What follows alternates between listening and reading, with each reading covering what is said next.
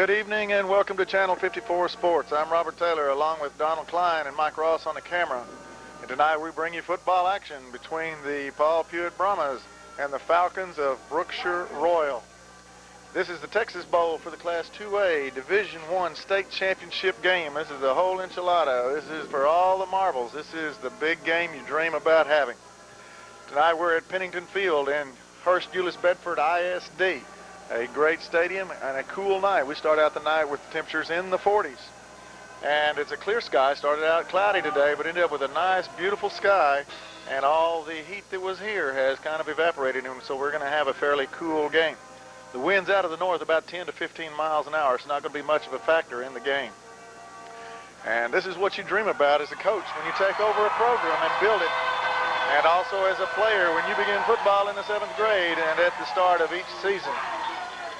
Paul Pewitt starts tonight's game with an 11-3 record, but a 9-game winning streak. After sailing through district play undefeated, the Brahmans started bi-district play by thrashing the Farmersville Farmers 47-21. They then proceeded to the regional semifinals and shut out Scurry Rosser 35-0. The next week saw the regional championship game end with a come-from-behind, hold-them-out, pass-interception victory over Boyd Yellow Jackets, and the final score there was 38-32. Last week, Paul Pewitt enjoyed a relatively easy game in the state semifinals against Canadian and beat them by a score of 55-19. Leading the way for the Brahmans and their running attack out of the wing tee is the quartet of Jimmy Wilkerson at quarterback, Kenny Boyd at halfback, Ben Johnson at fullback, and Hercules Tarver from his end position. Wilkerson has rushed for 940 yards this year and has scored 17 touchdowns in the process. He has passed for 491 yards and 7 TDs also. And amazingly enough, you have a good quarterback making lots of yards and passing the ball and making completions. He also leads the team in tackles from his linebacker spot on defense. An unusual combination for a quarterback linebacker. He has 130 tackles at the linebacker position. Boyd, however, has 1,743 yards rushing, and he's got 26 TDs on the year. Following him is Johnson with 1,099 yards rushing, and he's got 13 TDs to his credit. For receptions, Tarver has 22 receptions for 403 yards, and he's got all 7 of the touchdown passes. Brookshire-Royal also depends on their running game. They run out of an I formation, run a little option and a toss sweep, and they have a blue chip running back. The Falcons made it to this game by riding a 12-game win streak. They lost to three-time state champion Sibley the beginning game of the year. And then when they got into district, they have an 18 district. They finished with a 7-0 record out of their district. They moved to number 1 in the poll ratings in the JBC Pigskin Prep ratings in the 3rd week, and they have not relinquished that spot since then. After taking care of their 7 district opponents, the Falcons won their bi-district game by winning a high-scoring affair, 53-39 over Schulenburg Shorthorns. The regional semifinal game against Troy resulted in a 35-7 win. The regional championship game was a 28-8 win over Comfort. And last week, just kind of like Paul Pewitt in the Boyd game, the Brookshire-Royal Falcons had to come from behind. They spotted Mart a 21-7 lead and ended up winning the game 23-21. The Falcons are led by their own Tarver. This time it's Thomas Tarver. The young man's a blue chip prospect and has 3,031 yards on the season, 42 TDs. Last week, well, is that for the year or season? If that's for the season, that's a lot of yards. Yeah, 3,000 yards in 1 year. Well, Only like the 12th player in Class 2A to ever do that, Robert. That means they're going to depend on him a lot. You will see the ball in his hands a bunch. That's 3,000 yards in 1 season, 42 TDs. They are a high-scoring, potent offense. Last week he had 184 yards, and Mart's a great defensive squad, and he had 126 of those yards in the 3rd quarter alone. It'll be a speed-on-speed contest and the looks of a great game. Donald, we have already seen one great game here today as Dangerfield won their semifinal contest over the Childress Bobcats by a score of 21-10 and will now take on it's going to be Newton, the Newton Eagles, and they are going to play at Homer Bryce Stadium in Nacogdoches next Saturday at 3 o'clock. And if Fox Sports Southwest does not carry the game, then Channel 54 will be able to carry the game on a tape delay basis. And at this time, it looks possible that Channel 54 will be able to cover that game. However, we're here tonight. Paul Pewitt is going from a start of a 2-3 season as far as their record was concerned after losing to 3 good, solid 3A teams, and now will look to play the state championship game. And I saw them whenever they played Mount Vernon, and they were a great team. It was a win by Mount Vernon, but it was one of those that everybody played their hearts out and nothing was carried off the field. They left the game on the field, and what a tremendous game it was. And the fact that Mount Vernon won it, I don't think that's a big deal. Right now, they're playing for the state championship, and they might have learned a lot and had a lot of heart from that game, as well as the ones with Lyndon Kildare. And you know, you learn from losses sometimes, and you learn what kind of character you're made of. They knew they had to get a good preseason schedule, because moving down from 3A to 2A with the team that they had, they were moving into a district that was not a very powerful district. There were a lot of teams in there that were, you know, they took care of them in the first quarter and just relatively played the rest of the game as trying to get a lot of playing time out of the younger kids. So this game, I don't think you're going to see a lot of that. You're going to have to see everybody rise to the occasion. You're going to have to see them step up another level. And both teams coming into this looking for their first state championship game. Well, this is going to be a great one.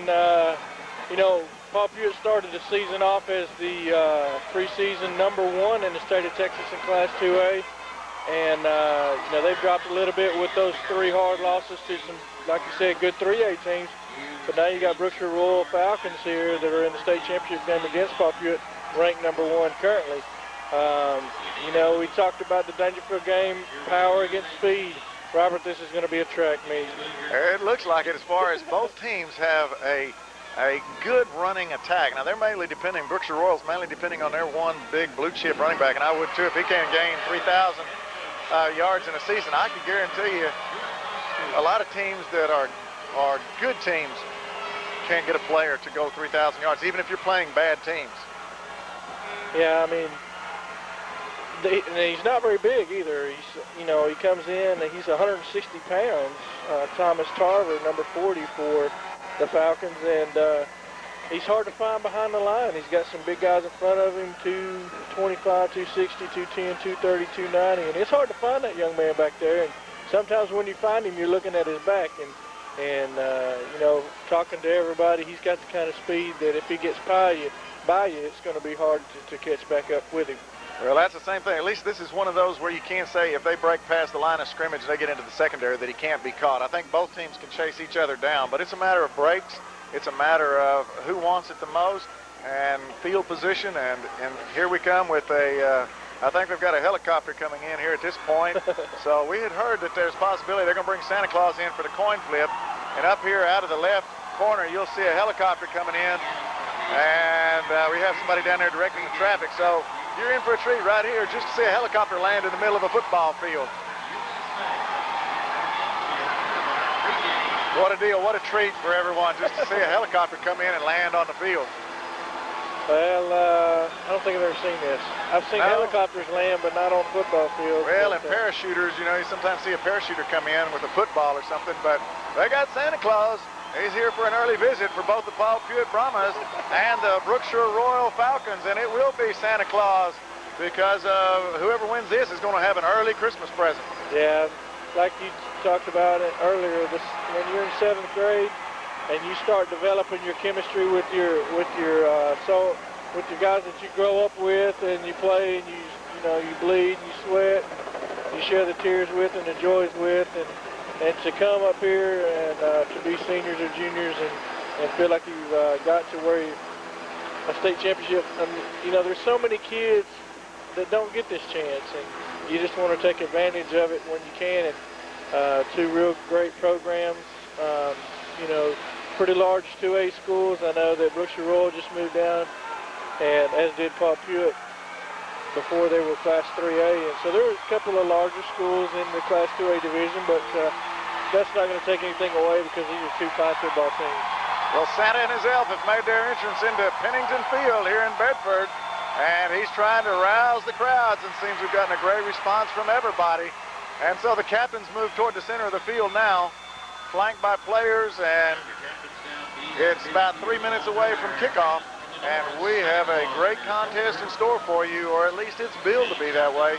And this is for the Texas Bowl, as they call it now, the state championship game, and this is in Division I of Class 2A.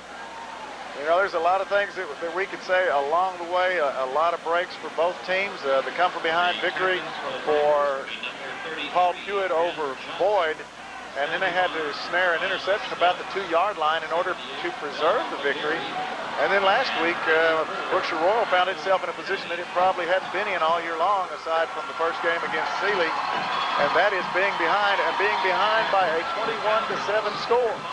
And to come back and win that one over a Mart team who was highly rated in the state for the year. And now we're looking at a clash of two speed demons with coin toss. Santa looking on. We'll find out here quickly who's going to get the first possession of the ball and a chance to display their speed on the offensive side. There's the flip. That's to go to the turf, and the referee will stand in. We'll see if they called it right. This will be like the NFL. What did he say? What did he say? He ain't seen any signs. Well, it looks like Brookshire-Royal is going to get the first chance to go on offense. They elect to receive, and Paul Pewitt will kick from the north end of the field as they will take and elect to put the wind at their back here in the first quarter. And we're just a few minutes away from the kickoff, and so we have some sponsors that are bringing you this game, and this is from Omaha, Paul Pewitt, and we enjoy the chance to broadcast this game. Those sponsors for tonight's game are McKellar's Medicine Chest Pharmacy of Mount Pleasant, Gladewater National Bank of Omaha Branch, Roswell Feeds of Omaha, B&L Tires of Omaha, Morris County National Bank of Naples, S-Mart of Omaha, Frederick G. Sperry, DDS of Omaha, Gray's Marine of Omaha, Ray Thigpen Insurance of Omaha, BRAHMA Foods of Omaha, First National Bank of Hugh Springs, the Omaha office, John Paul Jones Motors of Naples, Duncan's Furniture of Omaha, and Freddie's Auto Repair of Omaha. We appreciate those sponsors making this telecast possible for this state championship game. Right now, looks like Santa's gotten back into his, I guess, 1990s version of the sleigh, and will be leaving the field following his coin toss. It's quite an upgrade from Rudolph in the sleigh, but it's probably a lot quicker. So the electricity here is, I guess, as it should be in the state championship game. This is it. You want to be the team that finished the season with the win, Robert. Sure do. And there's only going to be one in Division I, 2A, and it's going to be one of these clubs. Yeah, you can go to overtime in this, so there is going to be a definite winner come out of this game. And right now, we'll take time out at this point, and we will wait for the national anthem to be completed, and we'll return to action after this. And we're back to action here to start the game. Paul Pewitt will be kicking off to start the game. The electricity, you can just feel it in the air and see it in the crowd. They are anxious to get this game started. A lot of pregame hype, a lot of talk probably about each team's running ability, and now a chance to display it on the field. And so the coaches have gone through all their pregame spiel, all their week-long workouts in preparation for this game, and I'm sure the adrenaline is flowing through each and every one of those kids as well as the coaches down there on the field. Donald, it's going to be one of those that is built up to be a great game. If it leads up to the billing, like you said earlier, it could be a track meet. And then again, I've seen some track meets turn out to be some defensive barn burners, so we'll just have to wait and see what the action brings tonight. Well, you'll see from the Brookshire-Royal side, talking to their folks, they basically have an offensive team and a defensive team. Being even a 2A school, they have kids that play offense, and then they got kids that play defense, maybe one that plays both. On the other hand, Omaha Paul Pewitt, most of their guys go both ways. Talking to their coaches, they don't think that's going to be a problem because they've done it all year. And we're underway, a little squib kick. Again, everybody worried about speed. Here comes one little bit of speed right now to get a shot. What a hit! Number 99 for the Paul Pewitt Brahmas. We'll have to try to find. We're not used to these kids' names, and I'm not sure it's 99, but it was a heck of a hit, whoever it was. I saw a 9 on the end of it. What a hit. Maybe in the 89 Jeremy Cobbin. It could have been. It was a heck of a shot. That's the first plaster of the game, one of those decleaters. Yeah, and so from the 41-yard line, Brookshire-Royal comes out, and this time instead of their I formation, they're in trips left with the one back being Tarver, Thomas Tarver, in motion. And now the toss, and they're going to get the quarterback into blocking action, and he's pulled up here. A great run by the defensive personnel, number 33 for Paul Pewitt. Ben Johnson, the cornerback, came up and made the initial contact, held on, wait till his buddies got over there, and that's only going to be about a 2-yard gain, Robert. And number 17, Jimmy Wilkerson, also in there to help in on a tackle. So both teams, you can see right now, it's lightning quick to the ball. Yeah, and you got to get lightning quick to the ball if you're going to catch number 40, Thomas Tarver, 3,000-yard runner this year alone. 2nd and 8 for Brookshire as they go back to the trips formation again. The 5-man front for the Brahmins, and they toss sweep to the left. They're going to try to cut it back now. He takes a run, and he's going to make it up to about the 49-yard line. He's going to be fairly close to the first down, but not quite, I don't think, for a spot. Depends on the left foot, right foot spot. They're going to give it to the referee over there, and from our vantage point, looks like he may want to measure. They're going to measure, but it looks just a little short from here, but we're way up here, so. Yeah. He says we're going to get it right. We're going to take a little time here. We're going to see how far, or if it is in fact the first down. And the way they do the sticks nowadays, they make the measurement at the field line, and then they move back off the field. So you could be back just a ways from where you really would be marking it at the field. So bringing it on and stretching the chain could be about 2 or 3 inches either way. That's about what they got left, 2 or 3 inches there, Robert. 3rd and about 2 to 3 inches with only 1 minute gone here in the game. 11 minutes left here in the first quarter. Let's see what Thomas Tarver took that ball for the Falcons and just headed for the line. And I don't know if Pewitt saw him until he was about 3 or 4 yards deep. And then he actually used his momentum and carried himself forward really close to the first down, 3rd down and inches here for the Falcons. That's right. You can see why he is a blue chip prospect. Right now, he has displayed pretty good talent just on 2 plays. Out of an I formation, offset the fullback. Real tight formation up there. Quarterback's going to run with the ball, and he's knocked back, but I think they're going to spot it forward progress for a first down. First down, yeah. That's number 3, Yvonne Vaughn. It's either Yvonne or Ivan Vaughn, but he's enough for the first down off the quarterback sneak. And so the first down of the game goes to the Brookshire Falcons as they take just this first possession, and after a squib kick had good field position and now a first down. Yeah, they're in Paul Pewitt territory at the 48. Well, they break. We've been kind of seeing the I formation, expecting the I formation. Now they spread them out, and they've got twins both sides, and the lone setback still being Tarver. Now in motion, you'd expect to come this way out of the action. And a toss sweep, and there he is. And he does head north and south, but a big play by number 44. That's going to be Jarvis Hill. He comes in and gets him around the ankles and drops him for what looked like a good-sized gain, potentially, for just a little more than a yard on this one. And it's going to bring up 2nd down and 9. Yeah, Jarvis Hill, he's a 190-pound junior. Came up and just made an ankle tackle, and that was a nice play. He only allowed him to get about a yard and a half. Going to bring up 2nd down. 2nd down and 9. And for the Paul Pewitt defense, there's only 3 seniors out here, 1 sophomore and 7 juniors. So they still have some young players out there getting lots of experience in the state title game. Now back to the I formation, flank to the left side, 2 tight ends. Calling out an audible play. And they run out of time, 0 on the clock, and so they're going to lose 5 yards before they get the snap off, and that's going to bring up 2nd down and about 14 yards to go for the Brookshire-Royal Falcons. Yeah, he was going to get the play off, Robert, and he called something to the right and to the left, and took those valuable seconds that he needed. That's going to back him up 5, bring up 2nd down about 13 or 14. About 14 yards by the sticks over there. So delay a game. And whatever he saw, he just found it a little too late, and the audible came a little too late and cost him 5 yards. So that gives Paul Pewitt a little more breathing room. They have to make 14 yards instead of 10. Back to the same formation they were in, 2 tight ends, I formation. Flank way to the left side. Still calling out the signals at the line. There's an audible and a toss sweep.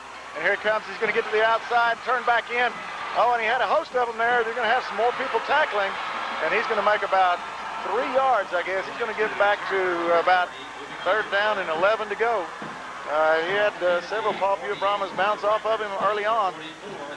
Yeah, initial contact made by Hercules Tarver, 200-pound junior linebacker, number 9. And then again on the assistance there was number 44, Jarvis Hill. Well, we hope not to butcher anybody's name tonight, but we're just not too used to calling out the Paul Pewitt names. So we apologize if there is any mistake in the names or in calling out these numbers. He picked up about 4 yards on the play. It's going to bring up a 3rd down and 10. I formation flank to the right.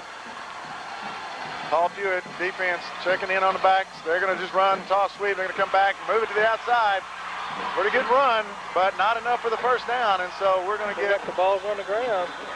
Referee throws his beanbag in there. Yeah, the beanbag. The back's up here about the 41, but the ball's back about the 45. So stripped of the ball and a break for the Falcons as they regain possession at the 45-yard line. Will bring up 4th down and 7 to go.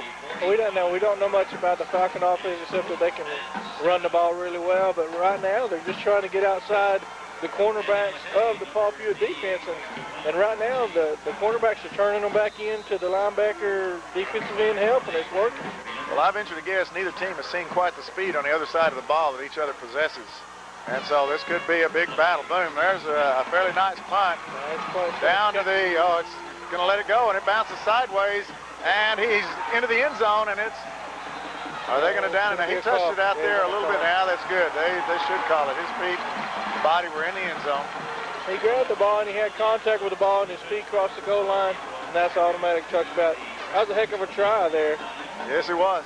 And it almost put Paul Pewitt in a big hole to start the game with. But a breath of fresh air, I guess if you call it right now, getting out to the 20-yard line instead of starting inside your 1. Right. So we turn around now and we see speed on the other side of the ball. There's 3 backs that Paul Pewitt basically runs out of their wing T. Wilkerson at quarterback, Ben Johnson, and Tarver at the other back. And we have a jump here, and we're going to lose 5 yards to begin with before we get the first snap off. I think we're just kind of looking across the line, a lot of jumping going on by the Brookshire-Royal defense, and just those jitters just to start the game out with. You just kind of got to calm down, get the adrenaline out, and get into the flow of the game. Yeah, Royal come in and they swap on the fly there, swap their linebacker and their tackle, and the right guard kind of bid on it, so who knows if it's a design play. Maybe they got what they wanted, maybe it was just accident, but 1st down and 15, but when you got kids like Johnson and Boyd and Wilkerson, you can get 15 quick, Robert. You can. Out of wing left formation, split the right end. There's another motion, and they're doing a lot of jumping, and right now 10 yards, and you haven't even snapped the ball. 10 yards in penalties, and you haven't even snapped the ball. Again, it's just a matter of getting up there and not let that jumping defense get you to where you're not listening to the quarterback and the snap count. Yeah, and we talked about pre-snap penalties. Those are tough to take, tough to swallow. And now you got 1st down and 20. You got some downs to get it back, but you got to go the other way. 7 minutes and 36 seconds here to go in the first quarter. First possession by the Paul Pewitt Brahmas, and they have yet to take a snap and run a play. There's the toss sweep, and that's going to be good for about 3 yards, maybe up to about the 13-yard line. That'll be Tarver, or Kenny Boyd. That'll be Kenny Boyd out of the tailback position, number 25. Tarver running at the tight end position. I made a mistake talking about him being one of the backs running. He's the receiver. But you'll have Ben Johnson at the fullback position carrying a lot up the middle, and Kenny Boyd mainly the one running to the outside. Wilkerson pitched that one back to Boyd and took off and was going to lead him in the hole and lead him to Fago, but he just got about 3 yards on the play. 2nd and 17 out of the wing formation again, running the bootleg look. Tarver, Wilkerson back. He throws it. He finds a receiver at the 20-yard line, and that is Tarver, number 9, for Paul Pewitt. It gets them about 8 of the yards back, but they're facing 3rd and 10 now. And so they've got to find a 10-yard play here in their playbook here early in the first quarter. Nice throw by the junior quarterback, number 17, Jimmy Wilkerson, throwing it from the left side. And looked like he had some pressure, but he stayed calm in there. Got his shoulders up, hand high, and got the ball delivered. Good strike, and nice catch by Tarver, number 9, 3rd and 10. Out of a wing right formation, split the left end. You've got 10 yards to gain on this play. Brookshire-Royal moving all over the place. They're going to be in there, and Wilkerson, he just does get away from some big hits as Brookshire-Royal brought everybody but 2 looking for the pass play. And Wilkerson's lucky to hold on to the ball right there because he took one just right square in the chest as he turned around to look for the pass. Yeah, number 65, Cesar Chavez, was the first one in there, and Wilkerson just had nothing to do with it. He tried to turn it up and got the ball, was able to fall on it. It's going to bring up 4th down. They're going to punt. Well, you look like there's 9 men coming for the ball. So a punt by the Paul Pewitt Brahmas. And here they come. The ball's kind of off the side of foot. In fact, it's only a 5-yard punt to the 20-yard line. I don't know how that one went there. I thought it was off the side of his foot, but nobody got their hand on it. That thing just went to the left, or to the right, his right, and a 5-yard punt. And the first break of the game goes to the Brookshire-Royal Falcons. Yeah, that was number 17, the punter and quarterback, Jimmy Wilkerson. The left-footed kicker also throws with his left hand, and he just missed it. Almost missed the ball completely. Must have dropped it a little bit wrong. All right, out of I formation, Brookshire-Royal from the Paul Pewitt 20-yard line. I with a flanker to the right. Look down here and run the lead with Tarver.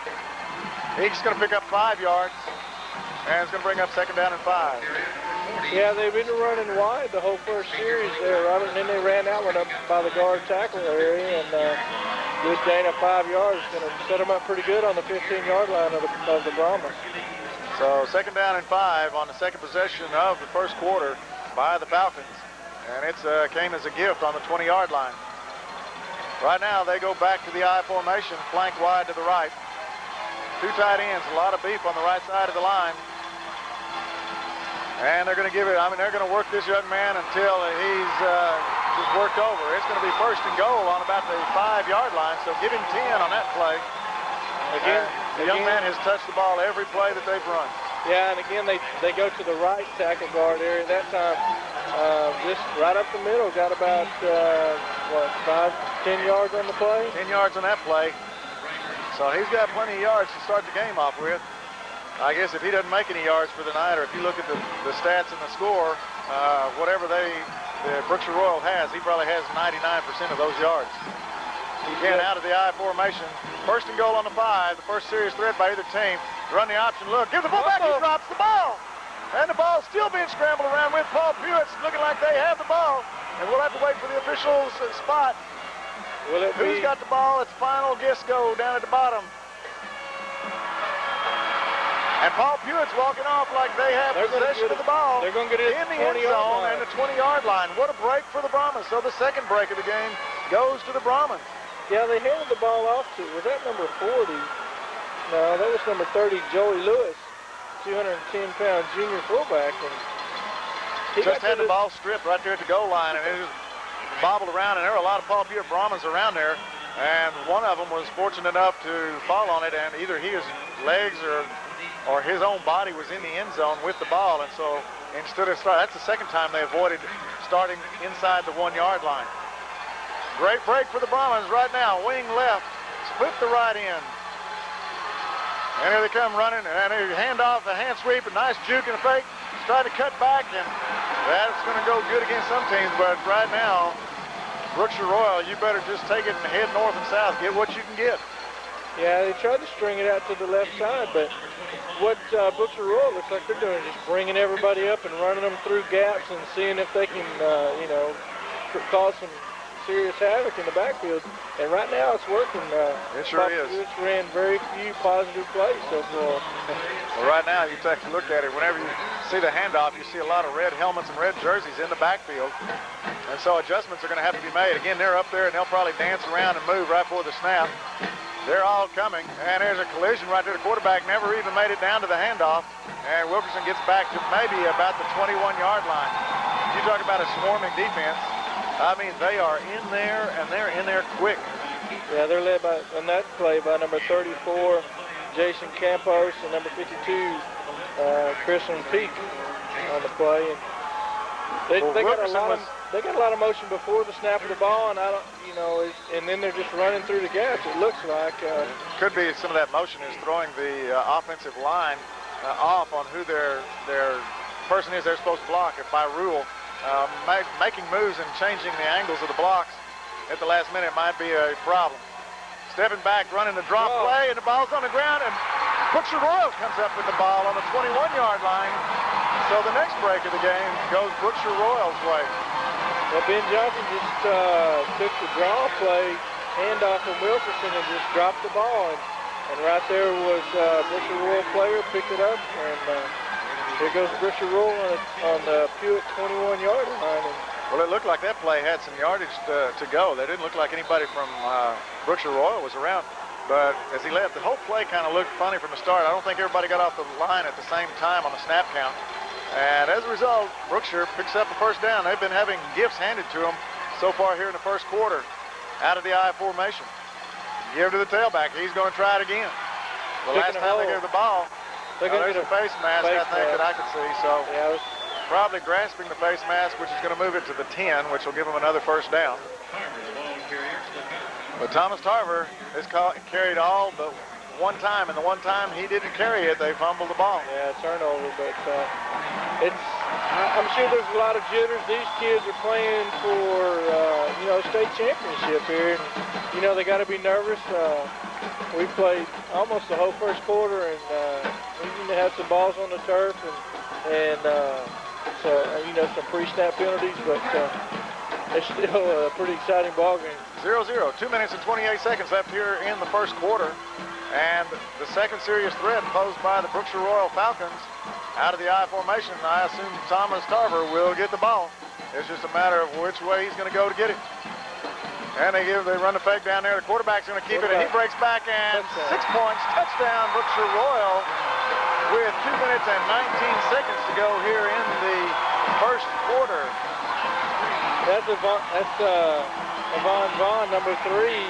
The 145-pound senior, he takes it in he fakes to the fullback, and it was going to follow him and just cut back left. I don't know if it's overseen by the linebackers, but he just cut back, made a nice cut, and went in from 10 yards out for the touchdown. Now Brookshire-Royal sets up to do the extra point, and Paul Pewitt's going to jump off sides as the flags come in. We'll see if they were baited across or not. Number 5, let's see, they may change their mind here. Brookshire-Royal is going to go for 2 here with only being a yard and a half away, Robert. They're going to go for 2. Well, I think when I have a 3,000-yard rusher, I think he's good for about a yard and a half. You would hope so. Right now, Paul Pewitt just got to get rid of the jitters. They've been giving Brookshire-Royal all sorts of opportunities here in the first quarter. They've just kept them at bay until this one. And now 6-0 lead by the Falcons. They draw first blood here in this state final contest. Yeah, Pewitt just looks a little bit out of sorts, but they've had a chance to come back before in these playoffs and have succeeded in that. So we'll look for him to step up here. And, out of the I formation, they're going to run the option. He's not going to get it from a yard and a half out, but there's a fumble. I don't know if they can score on a fumble. He recovered, I believe, doesn't he? I'm not sure, but unless he recovers it, I don't think he can score it. Even if it's recovered, you cannot fumble into the end zone unless you recover your own fumble. Right. So from a yard and a half, the Paul Pewitt BRAHMAs snuff out the opportunity for the Falcons. And so what they thought was good for a yard and a half was good enough for about a yard, and that's about all. So the point after a 2-point attempt fails. And so the score is 6-0 in favor of the Brookshire-Royal Falcons with only 2 minutes and 19 seconds to go here in a fairly rapid moving first quarter. I guess when both teams run the ball as much as they do, that you're going to see that clock run fairly quickly. Yeah, on the 2-point try, the left side of the Pewitt defense stepped up, got in the backfield, a lot like what the Falcons have been doing on Pewitt's offense, and that's where they got the penetration, was able to stop him like I said, half a yard short. Well, sometimes you can put away your ideas of a pass play at a yard and a half. You got a 3,000-yard runner. I think you have a good idea it's going to be a run of some sort. So just attack the line of scrimmage. Now, number 7, is it 52 or 72? All right. Number 32. 32. They have 2 potential kickers right here. Number 32 is the one approaching the ball at this time. Curtis Thomas.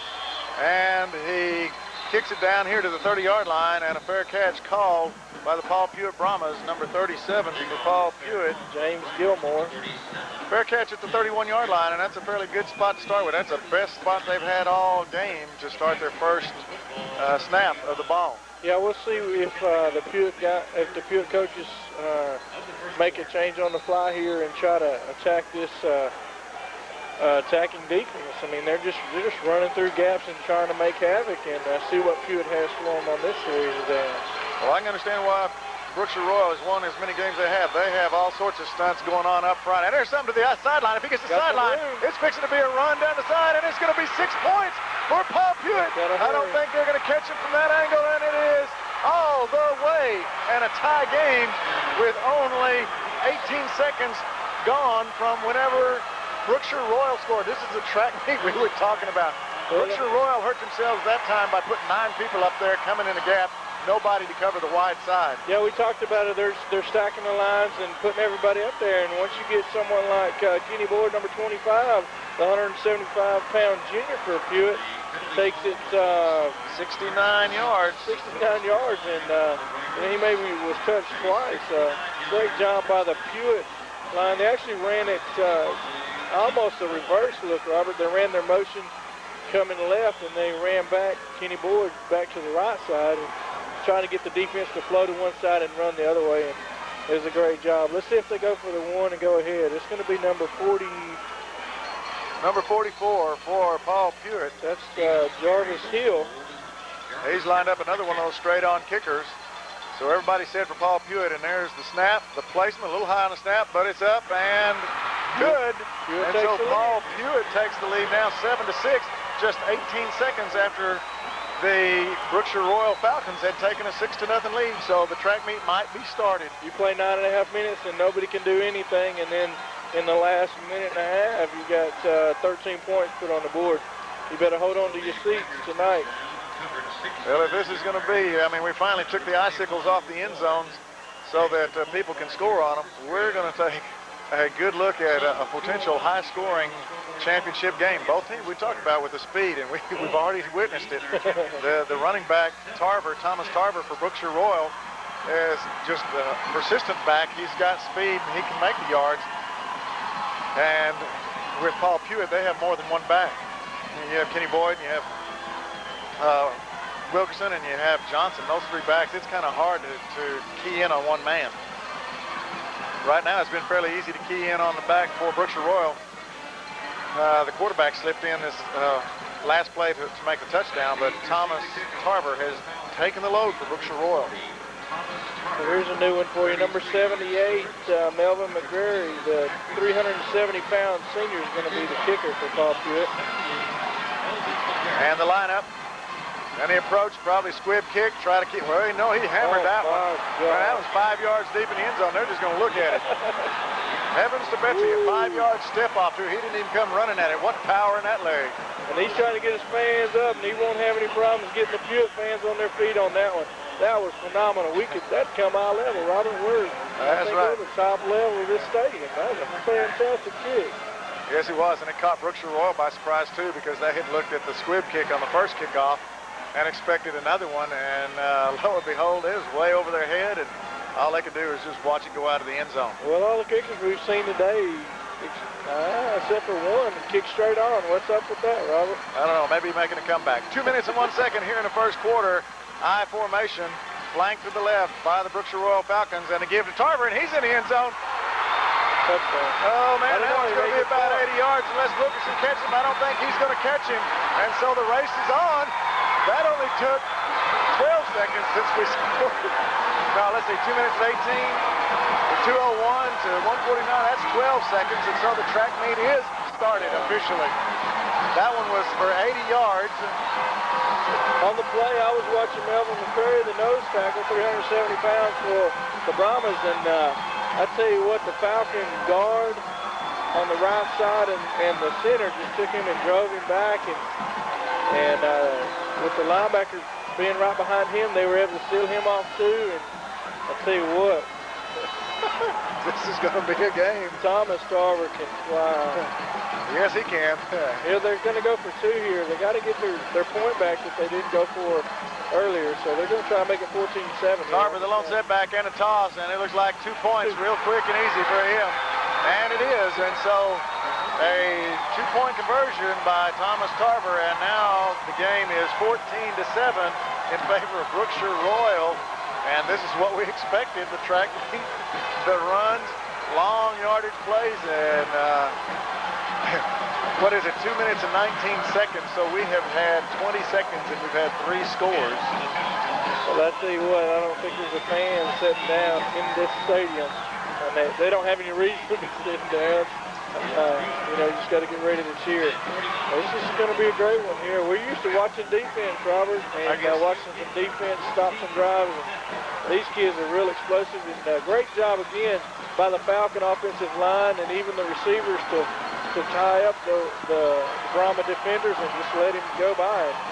And you know, Paul Pewitt knows it's not over. It's not even close. We're still in the first quarter, and we got, you know, a minute 49 left in the first quarter and 21 points already. And like you said, that's happened in the last 30 seconds. I'll have to make my correction. 2 minutes and 19 seconds when the Falcons scored the first time.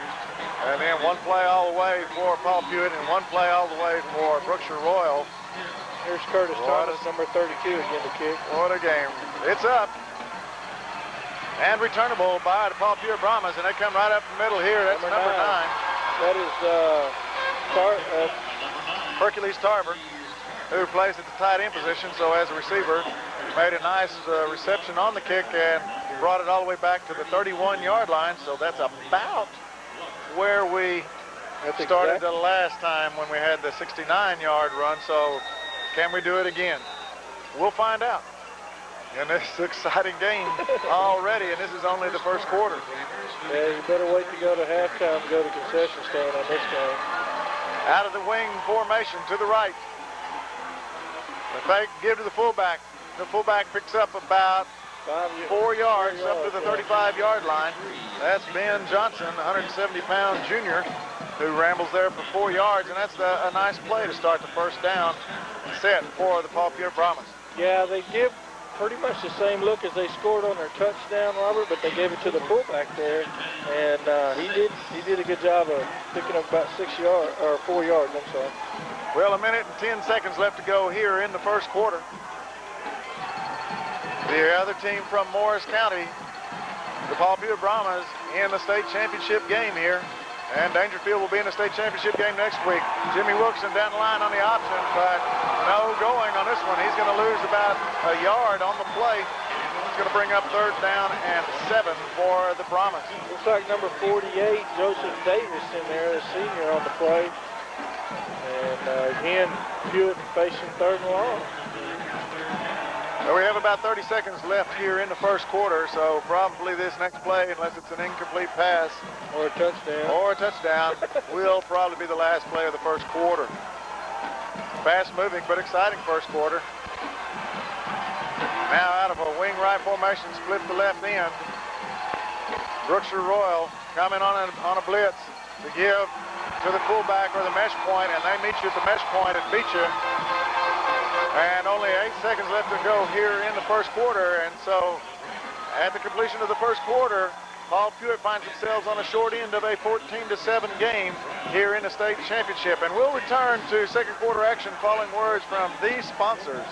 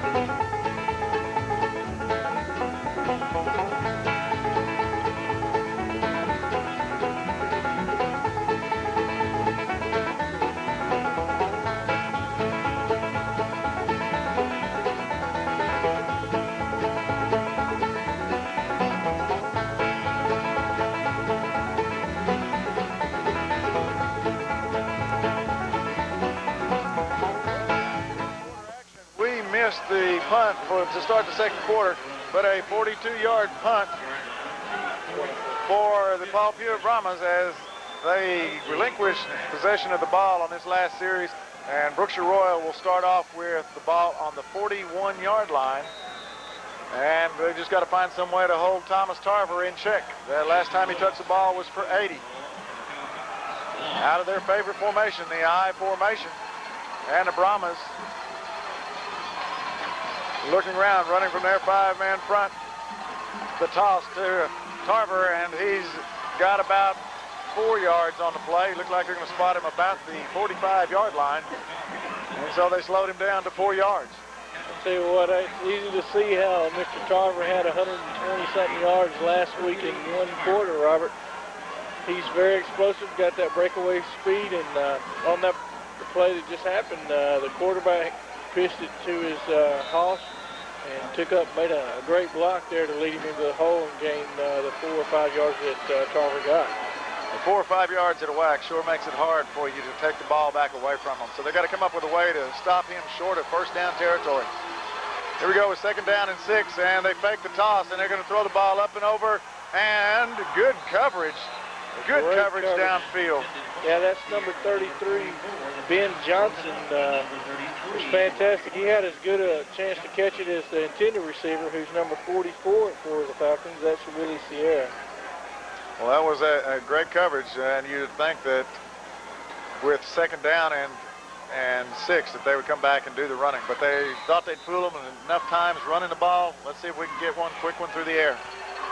Plus they believe they can get to 6 yards on one play too, and no doubt that they have that capability. Well, they have an unbalanced line, or they have 5 people in the backfield, and they did not call that. Yeah, they did. Somebody dropped it, but they didn't have enough people on the line of scrimmage. Right. The coaches were telling the wideout on the right side or on the far side of the field to move up.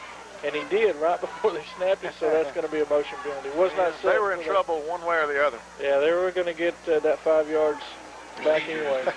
Yeah, they were going to give it to us by too many men in the backfield or not enough men on the line, whatever you want to call that penalty, or by oops, I'm supposed to be up here. Yeah, motion. So not set long enough. Well, that's the kind of play you want if you're a BRAHMA fan or if you're a BRAHMA coach or player. You want a negative play. Now they got 3rd and 10. Maybe they don't run, maybe they throw the ball, maybe you get a little INT and some momentum on your side. Well, I know you still look at number 40.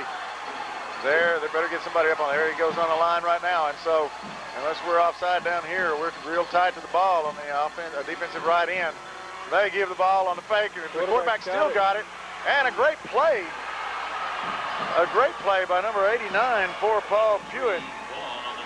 That's Jerome Cobbins. He come all the way across and made a great play. They showed great speed there to come from the backside and to get the quarterback from behind, and that's going to bring up a punt down. Persistent pursuit right there. It paid off for the Brahmas as they do hold Brookshire-Royal on this series and get a chance to get their hands back on the ball. Number 88, Andy Leahy, is going to be the punter for the Falcons.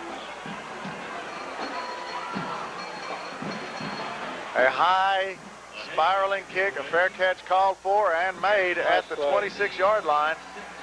I'm not sure who that is. That's number 84. Michael Kelly on the fair catch and keeps the ball off the turf, and that's always good here on AstroTurf because that carpet sure helps the ball roll. Yeah, I mean, he gets it at the 26-yard line, and easily that ball jumps and gets 10, 15 more yards, and you're starting way down in your own end zone. But from their own end of the field now, Paul Pewitt starts with this possession on its own 26-yard line, lined up in the wing right formation. Wilkerson, a man under, gives the handoff. We have a man outside. Blockers. We're going to get down the field. If he can just make the corner right there, he makes a nice move. But just couldn't quite get that last block, but it sure was close to being the same thing we saw 69 yards ago in the first quarter. Yeah, that was a great run. Number 25. Kenny Boyd, the junior, but number 68 for Paul Pewitt who's the left tackle. Bryson. David Bryson was, he was 14 yards deep and still blocking on a quarterback. He was trying to get him. He couldn't quite get that helmet to the outside to give the sideline directly to Boyd, but he did the best he could. Didn't get the holding call or clipping. So a nice play, 1st down and 10 for the Brahmas. They come out in a wing left formation this time, strong set with the backs. Toss sweep to Johnson, and no going right there. The blitz was on, and the Brookshire-Royal Falcons came through untouched. Donald Glover, number 11 for the Falcons. He's a senior, 165 pounds, just shot through and made a great play in the backfield. He just wrapped up, held on, and got Tarver to go down for about a 5-yard loss. Pretty close to a 5-yard loss, if between 4 and 5 yards. And so after a great gain, you come back and you lose yardage. But that's not anything to be feeling bad about. Brookshire-Royal has got quickness, and so does Paul Pewitt. It just takes one play to break something wide here. Out of a wing left formation come the Brahmans. Faking, stepping up. The left hand is up, and it's up over the air. And there's not going to be a call on this one. I think it was uncatchable, but that was down the middle to Tarver, but just a little too tall. Yeah, the Falcons are still stacking the line. They're only like 6 yards deep, except for about 2 or 3 defensive backs. And so, I mean, the Brahmas broke that big play on them. They just don't respect it yet, and they're still shooting the gas. But if you get that many people coming, you know it's got to be man-to-man coverage in the secondary, a 3-deep secondary with an 8-man front. You sometimes have to keep one of your backs in, though, that you might ordinarily send out to help take care of some of the linebackers coming in. I mean, everybody except for about 4 players on both teams is in between the 2 hash marks. Nice. I'm not sure who has it right here, but we're still going and giving it all we can, and that's number 33. It's Ben Johnson on the carry from the wing formation. That's good for about 7 yards, but it's going to bring up a 4th down for the Brahmas from their own 45-yard line. 4th down, 7 yards to go for the Brahmas, and so punting formation will come out for the Brahmas. Back deep for the Falcons is number 5, Joseph Vaughn, and number 40, the Hoss, Thomas Tarver. Who's going to right now, we just need a good punt by the Brahmas. Put them back down there and see if some breaks will go our way right now.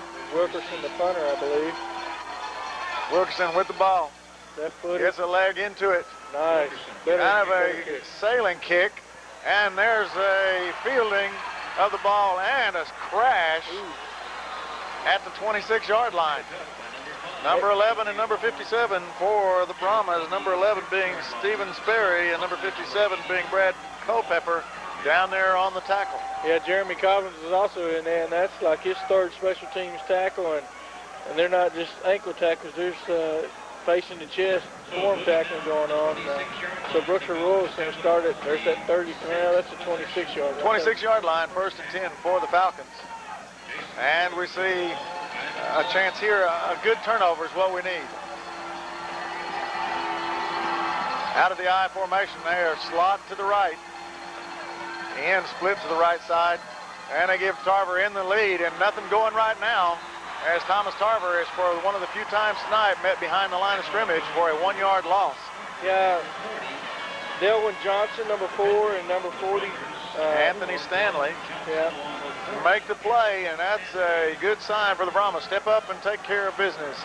7.5 minutes to go here in the 2nd quarter.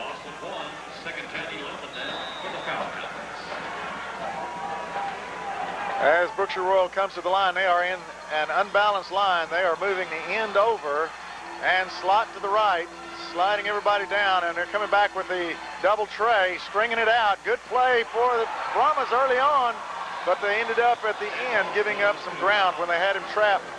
Just couldn't quite finish off a good play. Yeah, number 89, Jeremy Cobbins for the Brahmas, strung that out pretty well, and then he kind of got tackled out of the way there, but evidently the officials didn't think that was the case, but then Tarver just broke it up, got some good yardage, brings up 3rd down and short. About 9 yards on that, or 8 yards. It's going to be a long 2 yards for the Falcons as they come back again in an end-over formation. Flank the fullback, or move the fullback to the right a little bit. Power set there, and they're going to toss it. And there's a crease, and it's a big crease. And coming from behind and making a tackle and saving the day for the Brahmas is number 17, Jimmy Wilkerson, as he comes from a long ways off to make that tackle. Yeah, number 84, also Michael Kelly in there. He kind of stopped it up. The wide receiver had a block on him, but he just maintained it and kind of got in the way so his teammates could catch up. That's a first down for the Falcons, though. Well, right now, the Paul Pewitt BRAHMA is reeling a little bit on defense, giving up a little bit too much on some plays, making good plays. But at this time, it's early on in the game. You'll make adjustments and come back and make things happen. You've got to believe the BRAHMAs are here for a reason. They give to the fullback, and he's good for about 1 yard and slam backwards. The ball's on the ground, but forward momentum stopped after about a 2-yard gain to the 49-yard line of the Paul Pewitt BRAHMAs. Yeah, that was number 17, Jimmy Wilkerson, and he does not tackle like a quarterback, Robert. That was mano-a-mano right there, and Mr. Wilkerson won that battle. Well, they're going to give him forward momentum down to the 48-yard line, so that's going to be a pickup of 3. And it'll be a long 7 to go for the Falcons out of their I formation. Imagine they're going to give it to number 40. Just which hole are they going to choose? The quickness of the line also is a factor for the Falcons as they come off and down the line. Quarterback has the ball, but he's not going to get it this time. Didn't have time to make a pitch. Didn't have time to do anything as the BRAHMA swarmed. Yeah, and you kind of just saw Tarver just stop. They just did some straight-on blocking, and good job by the left side of the defensive line to come up and make the play on the quarterback before he could get outside or get it to Tarver. Get it turned up. Well, it was about a half-yard loss, so we'll make that a solid 3rd and 8 to go for the Falcons. Big play for the Blue BRAHMAs here. See if they can step up and force the punt. Now they move to end over this side, and we're offsides. Are they going to call it? I don't know. I guess they're not. We're crowding the ball, and we're going to make a play right here. And he's got enough for the first down, however, as he makes it to the 39-yard line. That's going to be a pickup of about 9 yards, and all they needed was 8. Well, they brought it, like you said, unbalanced on the left side, brought everybody over to the left hash and said, okay, we're going over there, see what you can do. And then Tarver just utilizing the speed and getting out to some open area, found a gap, and got through for the first down. Well, the BRAHMA's crowding the ball hard defensively. They're almost nose to nose with the offensive lineman. And it's just a matter of speed. That Tarver is, he's an amazing back. I can understand why he's a blue chip prospect. Offset backs, they're going to run a double tray back to this side with him. It's strung out, and he makes a cutback. Everybody over pursued, and he makes nothing become an 8-yard gain down to the 31-yard line. What an amazing runner this young man is. The BRAHMAs had it snuffed out. They had people coming, they had it strung to the sideline, but I guess in your awareness of his speed to get outside, a little bit of over pursuit, and he cut back and stopped on a dime, made the turn back, and found a little crease and made 8 yards happen. When it probably should have been about a 1-yard loss. Looked like a little Barry Sanders there with the change of direction, just that quick to make everybody dismiss. About 3.5 minutes here to go in the second quarter of action. 14-7 in favor of the Brookshire-Royal Falcons as they are on the move again at the 31-yard line. They give inside, no go right here. Nice play inside, number 40 for the Paul Pewitt BRAHMAs. Is Anthony Stanley. That was a great hit. He just stepped up, defensive tackle, and just stepped through the line, and he shucked the block and was face-to-face with Mr. Tarver before he made the line of scrimmage. And so a loss of about 1 yard, and it's going to bring up 3rd and a short 3 to go for the Falcons. 40 on 40 that time. Here we go, end over. No, we don't. They're not going to end over. They're just going to slot this time. Slot to the right. Straight I formation. It's just a matter of Tarver getting it over the right guard, or they're going to run the option. Just give it over the right guard, and when he squirts through, and he's got 7 yards. Down to the 24-yard line of the Paul Pewitt BRAHMAs. The BRAHMAs, you know, the Falcons on defense are bunching everybody up the middle and then pursuing hard to the outsides. And Paul Pewitt's kind of spread out on the defensive line, Robert. I know they play probably 2 different styles of defense, a 6-2, and then, you know, Will Paul Pewitt BRAHMAs called timeout to try to see if they can get over on the sideline and stop this onslaught by the Falcons as they are methodically moving down the field using Tarver for their offensive weapon. And that young man can just make a play happen. And I'm sure there are some college coaches looking at that young man as he has got some moves and some quickness and ability to view the field and make some cutbacks. Yeah, I mean, as much as Royals had the ball and as many yards as they've put up, they're only up by a touchdown on Paul Pewitt. Paul Pewitt's really, they had a real bad punt that they didn't get off well, and they just haven't played as well as we expected them to play, but they're only down by 7, and they're right in the ball game. As long as they can keep it close like this with some of the bad mistakes that they've made and some of the misfortunes that they've had, maybe the second half they come out and put things together after a talk. While we have this timeout, we can tell you that the telecast of this game is copyrighted by K54 CBTV of Mount Pleasant. Any copying or rebroadcast of this game without written permission from Channel 54, the Paul Pewitt ISD, or the opposing school system is strictly prohibited. However, videotape copies of this or any other game may be obtained by calling Parable Productions at 572-0923. First and 10 now as we resume action in the second quarter by the Brookshire-Royal Falcons, and they give it to Mr. Tarver, second man through. Most of the night, that's the way it's been. And he picks up a 4 yards, solid 4 yards, and it's going to bring up second down and 6 for the Falcons. We sure have a good chance to be successful if you can get 4 yards on first down, and that just really allows you to do a lot of different things and show some different formations and looks, and keeps the defense kind of on their heels. Well, if you take a look at the offensive line by the Brookshire-Royal Falcons, they are off the ball quick. They might be as quick as some of the backs that you would like to have on your own team. They do get off the ball quick, and as so, that gives Tarver a chance to run wide open. The snap, the toss. Tarver spreading it out, taking on 2 people right here. Good play. Number 44 for the Brahmas on a great play, taking on 2 blockers, shedding both blockers, and making the play on the 20-yard line for only a gain of 1 yard. And that's going to bring up third down and 5. Jarvis Hill on the tackle. Like you said, that was a fantastic effort just to keep it strung out, stay with it, not let him cut back, and just take him down. Well, I was impressed at first because he took care of both blockers out in front, and then all of a sudden he shucks both of them and makes the play himself. So that's good. Third down and 5 for the Falcons here with 1 minute 25 seconds to go in the second quarter action. And they're running the reverse, and here it comes. There's still some people back here. They make a play. Good play. Good job. Both people, I'm not sure who's coming off the ball. 89 and number 78. 89 for the Brahmas. That is Jerome Cobbins. We've mentioned his name several times tonight. And number 78 is Melvin McCary, the 370-pound nose guard, making it all to the sideline. That's a lot of man to move that direction, but he can make it there. Yeah, talking to the Brahma coaches, one of my questions was, what kind of speed does this kid possess? And he says he's got real good short-term speed. He's able to get to the ball and make some plays. And that's why he's a big key to their defense. Number 44 for the Falcons, Willie Sierra, attempting a 35-yard field goal, and it's up, but it's going to be wide to the left. And so the Brahmas hold off the Falcons on this play. They actually tipped the ball. The kicker's down, Sierra, but looking at the official's hand, he said that the ball was tipped. Well, there was an onslaught of people there. I can guarantee you that. They were a bunch of blue shirts, blue clad pants and white jerseys, just all of them arms outstretched as they were coming through, and evidently one of them touched it. And the kicker, when you're in that vulnerable position with that leg extended, and once the ball's touched, you're fair game for anybody coming through there. Right, and we don't want to get anybody hurt, but that's just... That's part of the action, and it's not illegal, and it wasn't intentional. Right. We just hope the young man's not hurt serious. Right, it just happens in the flow of the game. Like you said, there's no protection for a kicker.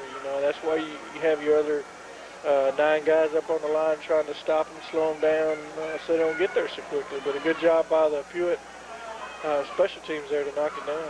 Well, with 31 seconds to go here in the first half, we have timeout on the field as they attend to Mr. Sierra and see if they can bring him to the sideline. While we're doing that, let me tell you tonight's sponsors for the game. That's McKellar's Medicine Chest Pharmacy of Mount Pleasant, Freddie's Auto Repair of Omaha, Duncan Furniture of Omaha, John Paul Jones Motors of Naples, First National Bank of Hugh Springs, Omaha office, Brahma Foods of Omaha, Ray Thigpen Insurance of Omaha, Grace Marine of Omaha, Frederick G. Sperry, DDS of Omaha, S-Mart of Omaha, Morris County National Bank of Naples, B&L Tire of Omaha, Rosewell Feeds of Omaha, Gladewater National Bank, Omaha branch, and we appreciate the sponsorship.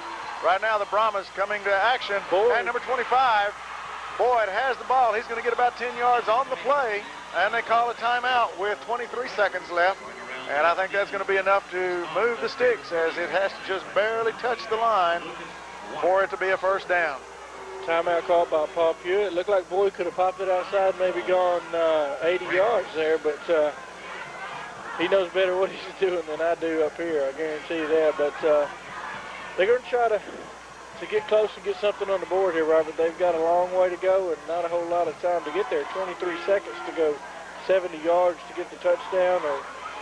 Well, evidently they didn't give them enough to make the first down. It must be just short of the 30-yard line, as the sticks are at second down. Of course, they could get it to about the 50 and let the big defensive tackle kick about a 65-yard field goal. Yeah, if he kicks it like that last one. He didn't take many steps on the kickoff, and I guarantee you he hit it about 70 yards in the air.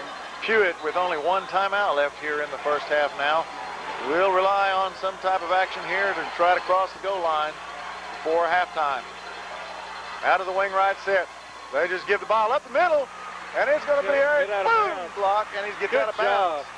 Nice play by number 33, Ben Johnson, the 170-pound senior for the Paul Pewitt Brahmas. He got his yardage, and he felt like he's fixing to get tackled, and he gets out of bounds at the 47-yard line of the Brahmas, gives him first down and 10 with 18 seconds left. Ryan Forrest over there at his end position has split in, came back, and just almost had a good decleating block, allowed him to get out of bounds and save the timeout.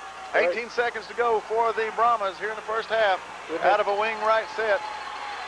And Wilkerson gives it to Boyd. He gets to the sideline, and he's going to get out of bounds again, and that's with 11 seconds to go. But he picks up about 9 yards in the process. Moves into Brookshire-Royal territory. They've got to find a way to get down here. They do have one timeout left, so if they get close enough here where they can call a timeout and try the field goal. That's a 60-yarder right now. Yeah, that'd be pretty easy, wouldn't it? That'd be fun to watch.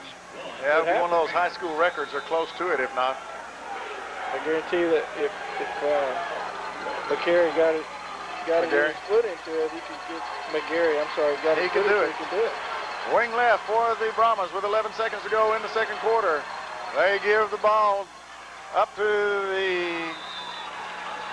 fullback. That's Ben Johnson with the ball. He picks up the first down to the 40, looks like a 40 and a half yard line. They're going to have to do something here, either go for the end zone or kick the ball. 5 seconds to go here in the second quarter. And the Brahmas used their last timeout of the half. And I imagine this could be one of those Hail Marys. You just get it up in the air, and hopefully it comes down in your hands. Yeah, I mean, the field goal is about a 55, 56 yarders. Well, 7 yards be the 47, be a 57-yard field goal if they do that 7-yard lineup most teams do. And I'm not sure into the wind, even though it's a slight breeze, not really a big factor. It's just to take a heck of a shot to catapult that ball 57 yards in high school.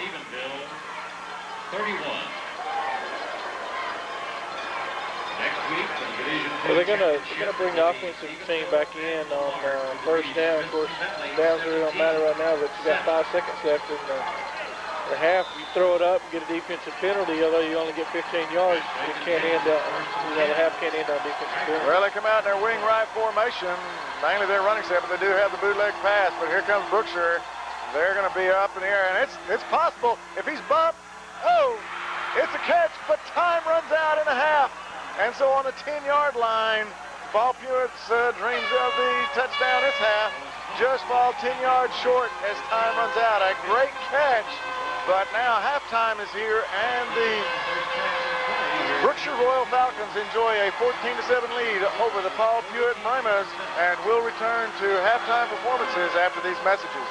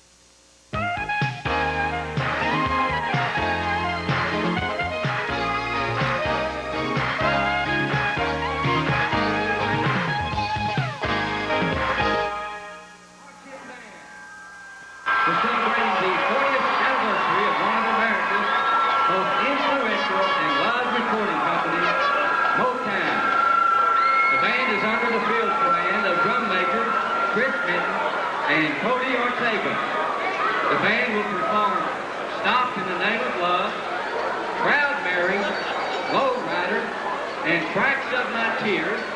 And our featured soloist tonight will include Aaron Horton on the piccolo, Brandon Waits, Jake Ritchie, and Tianka King on the trumpet, Harley Zananti and Cody Ortega on the trombone. And now, the Paul Pewitt High School Marching Band.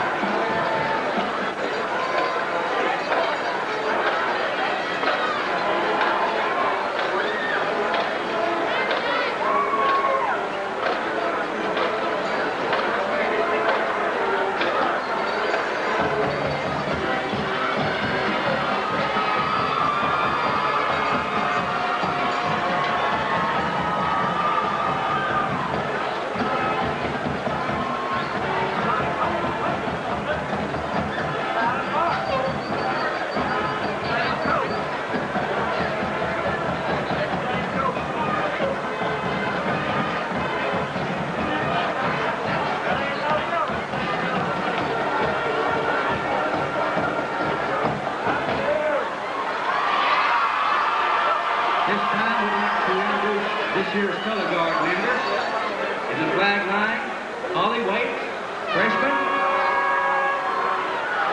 Stephanie Tossa, captain, junior, and Lisa Womack, senior. And our majorettes are Jamie Clay, junior, Miranda Harrison, senior, Courtney Russell, junior, Captain Heather Hicks, senior, Jessica Ragland, senior, and April Myers, sophomore.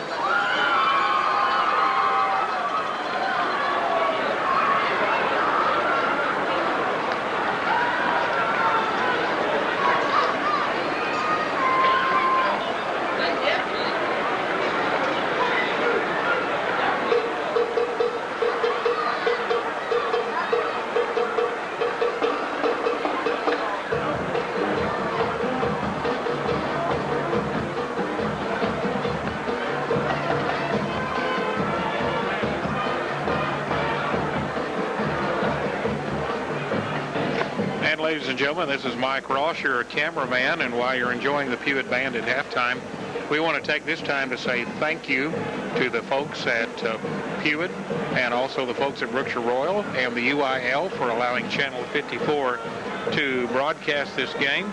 And we also want to thank our sponsors in the Naples, Omaha area for making this game possible. We also like to thank the folks here at Pennington Field. They have treated us just fantastic and royally, and we have met our every needs, and have really taken us. And this is a great place, folks. If you've never been here before, we invite you sometime to come and enjoy a good football game here. You'll enjoy the stadium as well. Now let's go back to Pewitt at halftime.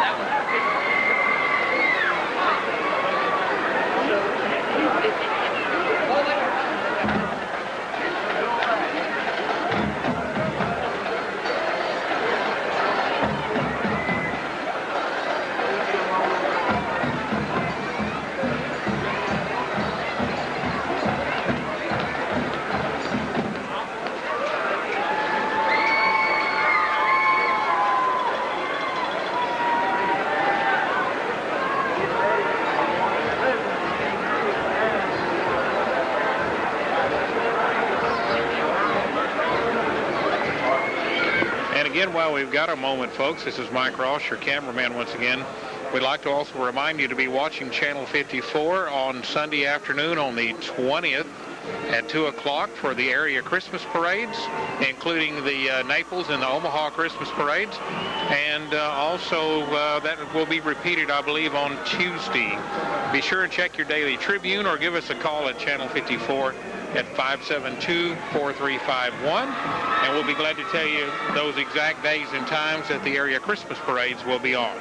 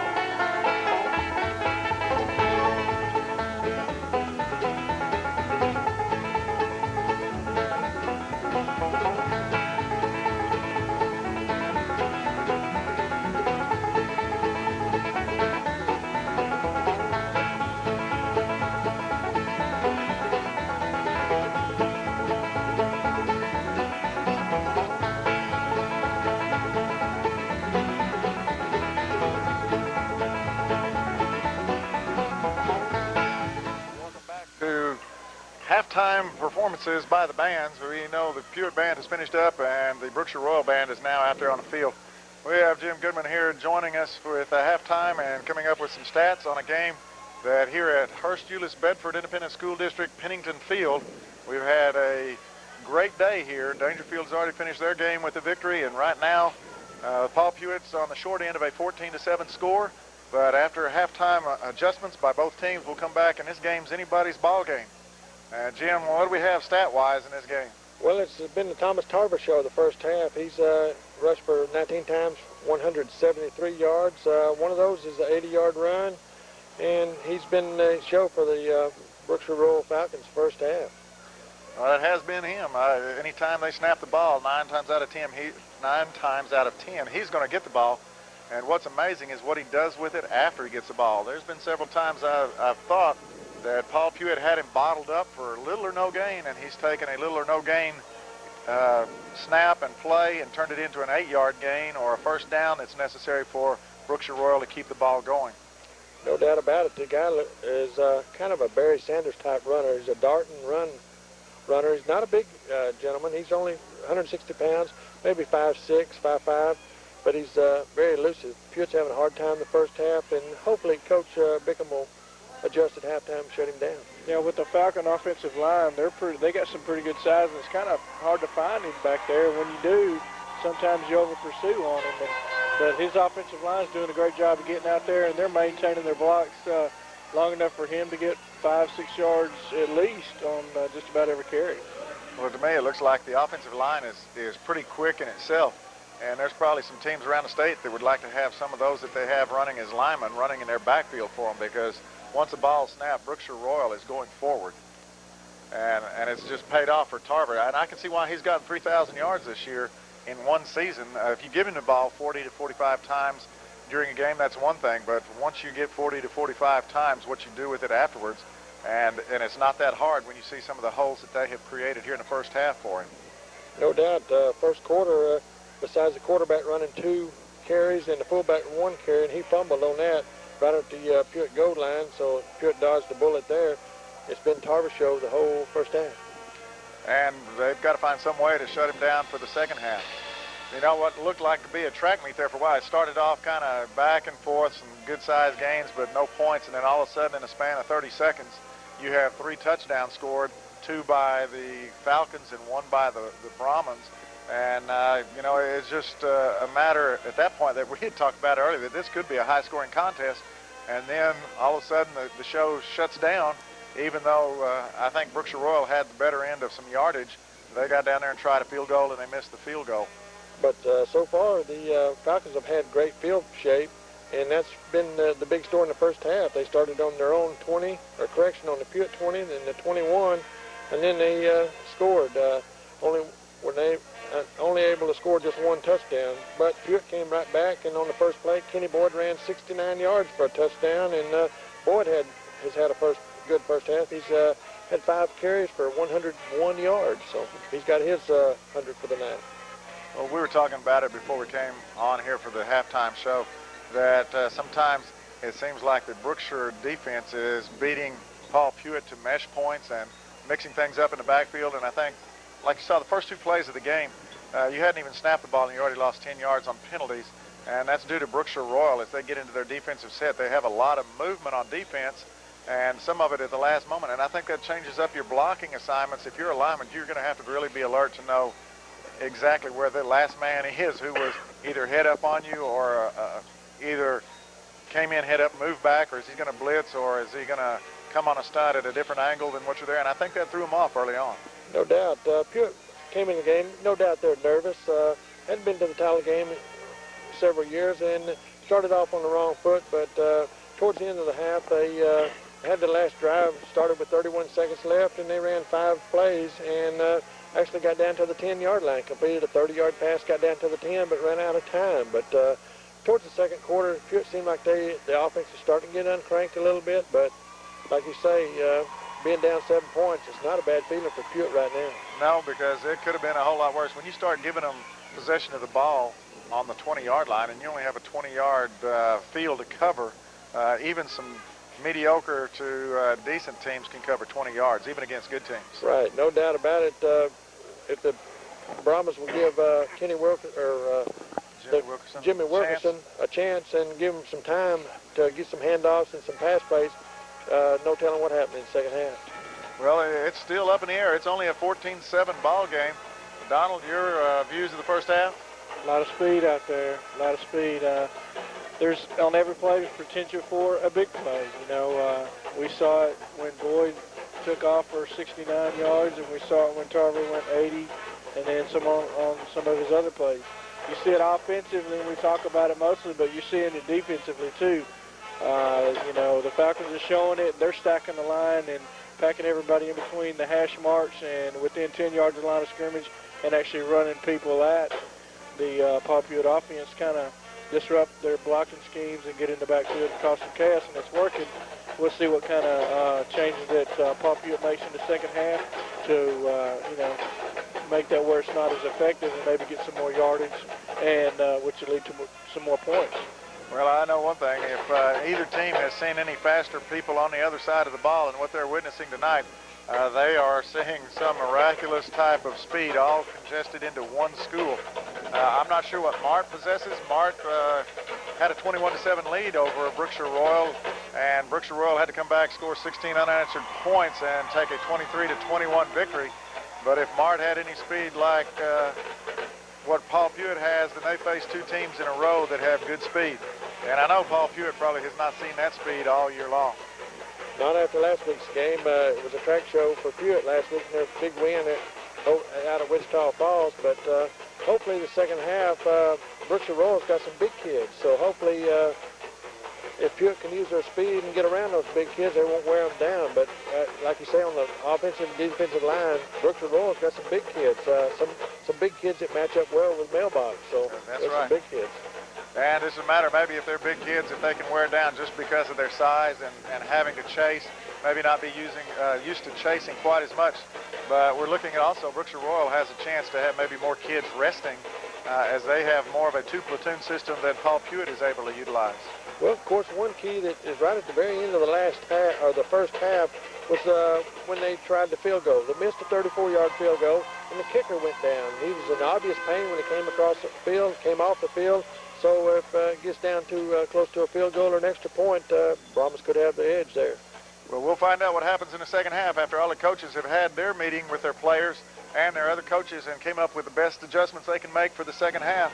We can find out, and this is the state championship, Class 2A, Division I, the big school division, called the Texas Bowl now. And at this point, Paul Pewitt is on the short end of a score, 14-7, so it's anybody's ball game. And we'll return to third quarter action after a word from our sponsors.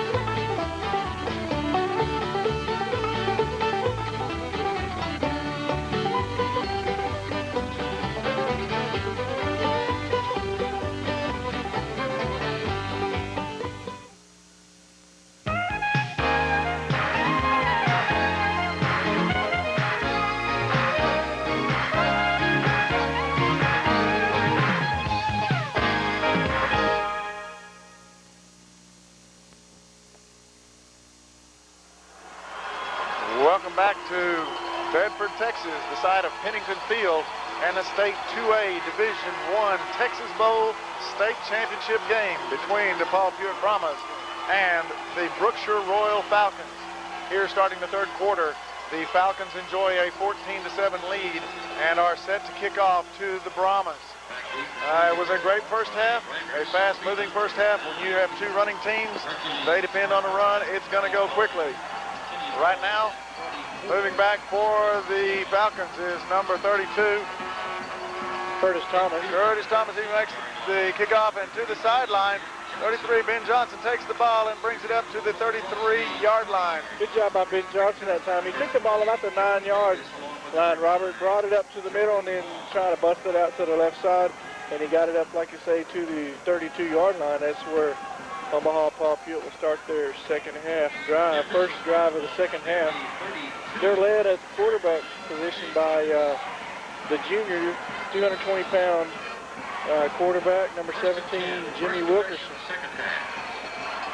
They got a split left, tight end right, got a wing back right, two backs in the backfield.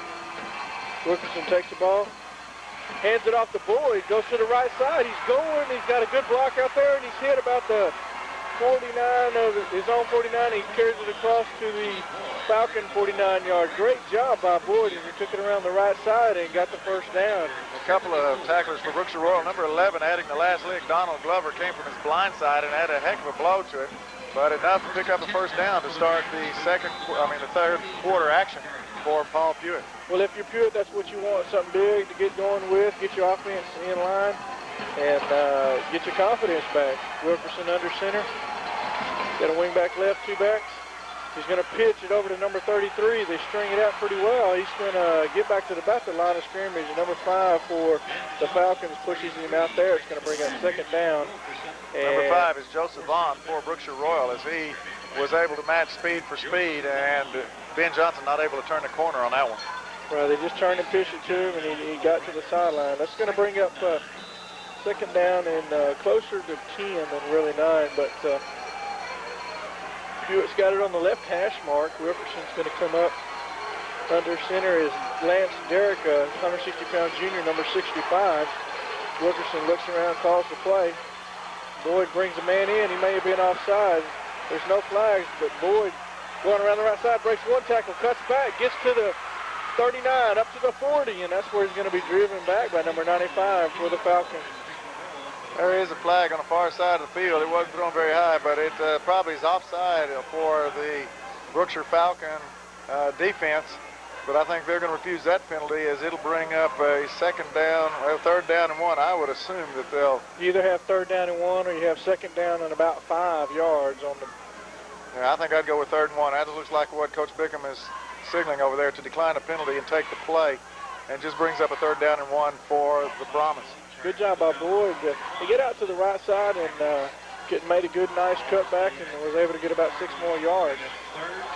He did carry him a lot of ways. It was hit early, but using his leg power and his quickness, dodged the bullet and with the angle just pulled the defender with him. Number 82, Jeremy Mines for the Brahmas brings the play in. Wilkerson's under center, got a wing back right with a tight end, and he takes it, and he's quarterback sneak. And he gets it out, he stretches and reaches the ball out, and I think he's going to have enough for the first down. Plenty of yards.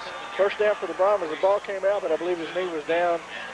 They didn't even throw a beanbag in, so I guess that's how good his knee was down. Well, he reached out there and pulled it back in. I know it was on the ground, but he reached out and pulled it back in, but I think they'd already whistled it, like you say.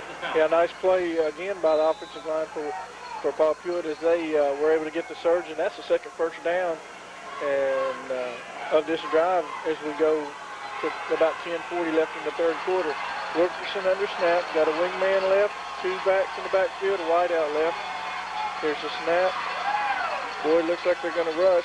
They pitch it over to number 33. He makes a cut. He makes some moves. Tackle. Oh, and just gets called down on the ankles by number. What number is that, Robert? Number 90. Number 91 out there for Brookshire-Royal. That happens to be David Moreland. He turned the corner. Did Ben Johnson look like he might get some yardage, but got ankle tackled for about, still got about 4 yards. So it's going to be second down and 6 for the Brahmas. As they come to the line again, they got the split left. A lot of shake and bake on that last one. Wings to the right this time. Again, two backs, Johnson and Boyd. The give is to Johnson up the middle. He makes a cut at the 24, and he takes the ball down to about the, they're going to mark it at the 12-yard line. Fantastic run. They ran ran Johnson right up the middle and faked the pitch over there to Boyd. Number 34, Jason Campos, and number 5, Joseph Vaughn, both combining for the tackle, but that's in the secondary, and that's where you like the play to be made. Adjustments at halftime seem to have gone in favor of Paul Pewitt right now. And Brookshire-Royals on their heels trying to stave off a big threat by the Brahmas. First down, Brahmas on the Falcon 12-yard line. Wilkerson under center, takes the ball. He's going to hand off to Boyd, going right. Gets a nice block, cuts back, gets back to the 11. He's going to get about, they're giving about a yard, almost a yard on the play. He got a block out there, but good job by the Falcon defense to come up and cut off the running lanes. Chisholm Peak was the man in on the tackle, number 52 for the Falcons. Pickup of 1. And again, a lot of shake and bake as you go out there by number 25, which happens to be Kenny Boyd. He has a lot of moves in him. You better be on your toes. Kedrick Wright, number 10, brings into play for the Brahmas. Again, Wilkerson's under center. Here's the snap. Pitches over to Ben Johnson. He's got a blocker. He's trying to get to the outside. And a great defensive play there by number 45 for the Falcons. And that's Lyndon Stamps for the Falcons. And he makes a good play because right there, if you go back and look at this play, Ben Johnson knew that he missed. Or it wasn't Ben that missed, it was Kenny Boyd that missed the block on 45, couldn't get his legs cut out from under him, and as a result, he ends up making the play. Otherwise, that would have been a bigger game. Yeah, he had the corner. If he gets one block, he's got corner and he's got some yards. They're going to go to work here, third down at the 10-yard line. They can get a first down if they get inside the 2. Run the option.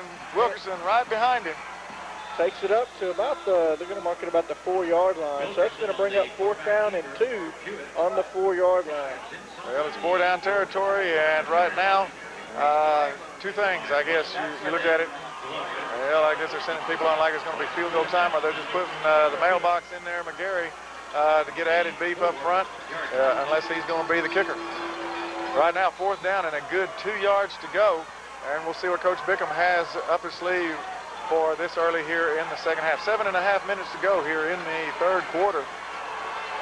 Well, if McGarry can get going, it's going to be hard to stop him, and that's what they're going to do. They're going for it. Big play here for the Brahmas. Here's the give, and he's going to be real close. They're going to mark him. Looks like it's going to be short, Robert. I think he is going to be short. They got him at his knees and knocked him off balance early on. Mark him at the 3-yard line. He needed to get to about the 2-yard line. Yeah, I think it's going to go over on downs, but still, that's a great shot for the first half, for the first series of your second half. As you know, you can drive the ball down on them, but it's going to be turned over on downs. Well, it looked good in the power eye. Somebody shot underneath and got him around the ankles and the knees and took his legs right out from under him. Yeah, they've been doing a good job the whole game of blitzing in there and hitting gaps and getting the pressure in the backfield, causing some chaos, and that was one more play that they were able to do that. The pressure came from the backside. It wasn't at the point of attack. The pressure came from the backside on the left offensive side. Somebody either missed a block or the linebacker king some things, slid in and got himself away from somebody and just knifed through in time to make the play. Well, the Falcons will go to work offensively on their own 3-yard line. We got Tarver in the back. He's going to get the football. He gets it, takes it to the right at the 5, and he's going to push forward to Ball's on the ground. Touchdown! Touchdown! Yes, they're going to give him a touchdown. And what a play! What a play for the Brahmas. Number 25, Kenny Boyd, alertly picks the ball up, stripped. I think he was running pretty good, but they must have stripped the ball, and before he went down, that ball's on the ground, and a 5-yard return for a touchdown, and all that work paid off on the drive now. You just get the turnaround and the break you need, and you're back in the ball game. Yeah, and that's why it's not such a big play to go for the first down. When you're on the 4-yard line, you need to get down just to the 2-yard line. If you don't get it, as was the case with the Brahmas, they trapped them down low and was able to cause a turnover and get a touchdown. So now number 44 for the Brahmas is going to come in and try the extra point. That's Jarvis Hill. Here's a snap, a little high, but he gets it down, and it is going to be a line drive, but it's going to be good. In there.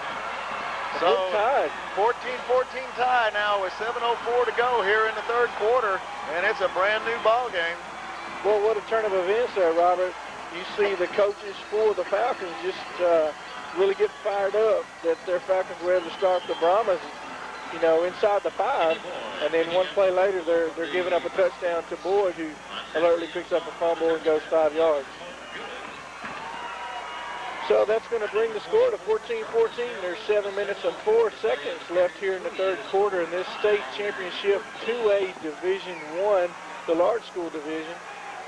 This is for the Texas Bowl. This is it. This is the last game, and this is the time you want to go home winning your last game. There's only one team in the state of Texas in each division that's going to go home with the win being their last game of the season once you get into playoffs. So, but we're going to get treated right here again, Robert, as McGarry lines up and tees the ball up. We'll see if he's going to do the squib kick or the punch kick, I guess you'd call it, because he can punch it out of the end zone. Well, let me give you an option. You squib it to number 40, Tarver, or you kick it out of the end zone. So, well, I think where do they have number 40 line? Is he deep? He's just deep. He's about the 1 yard line. Yeah, so I guess they're waiting for him. We'll see what happens here. Here's Coach McGarry. Bickham's call. McGarry's 5 yards deep, approaches the ball. It's up high. High. Good coverage time. And the ball's on the 10. Taking up and towards boom. the middle.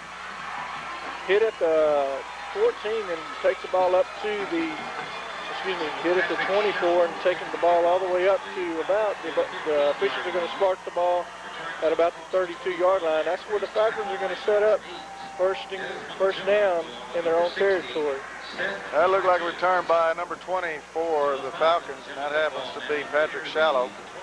And the ball's on the 28-yard line, so big break early on for the Brahmas. We'll see what they can do on this next possession. Quarterback is Vaughn under center. He's calling out the plays left and right. Got Tarver in the I backfield. He's going to give it to Tarver, and he's going nowhere. Great job by the defense of Paul Pewitt. Well, we're fixing to have a penalty right now. A little flare-up of tempers occurred after the play. Number 65 for the Falcons and number 4 for the Brahmins. And I'm sure that's going to be the second man, even though I can see here that 65 was doing his own share of pushing in there. I don't think he's going to get the call, simply because all the action took place and distracted the officials to a point where the only thing they saw was the retaliation, and that's a shame after a good first play right there, shutting him down. It's going to be a 15-yard personal foul against, well, this looks like it's going to be offsetting. A double foul, and so it negates it, but this is the time you got to stay cool. Even though you want to do the best for your team, you just got to stay cool. Yeah. Let him make all the mistakes, not you. Right, you want to be. You want to be emotionally charged and be fired up for your football team, especially after a big play like that. Anytime you hold Tarver to no yards, that's a great play. And but you're right. You got to play within yourself, not allow a big play like that, because if they get the penalty, that's 15 yards in there. They're in business. But now they set up shop. They actually lost about almost a yard on the play. That's going to bring up second down and 11 for the Falcons as they set up shop.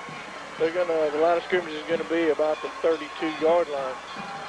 Well, that's a good break for the Brahmas. I know that coaches are probably urging their players to stay within the confines of themselves and play the game. Don't make the silly mistakes. Now they're going to move back 5 yards further. Yeah, the left tackle for the Falcons got a little head start, and now the Falcons going to move back. That's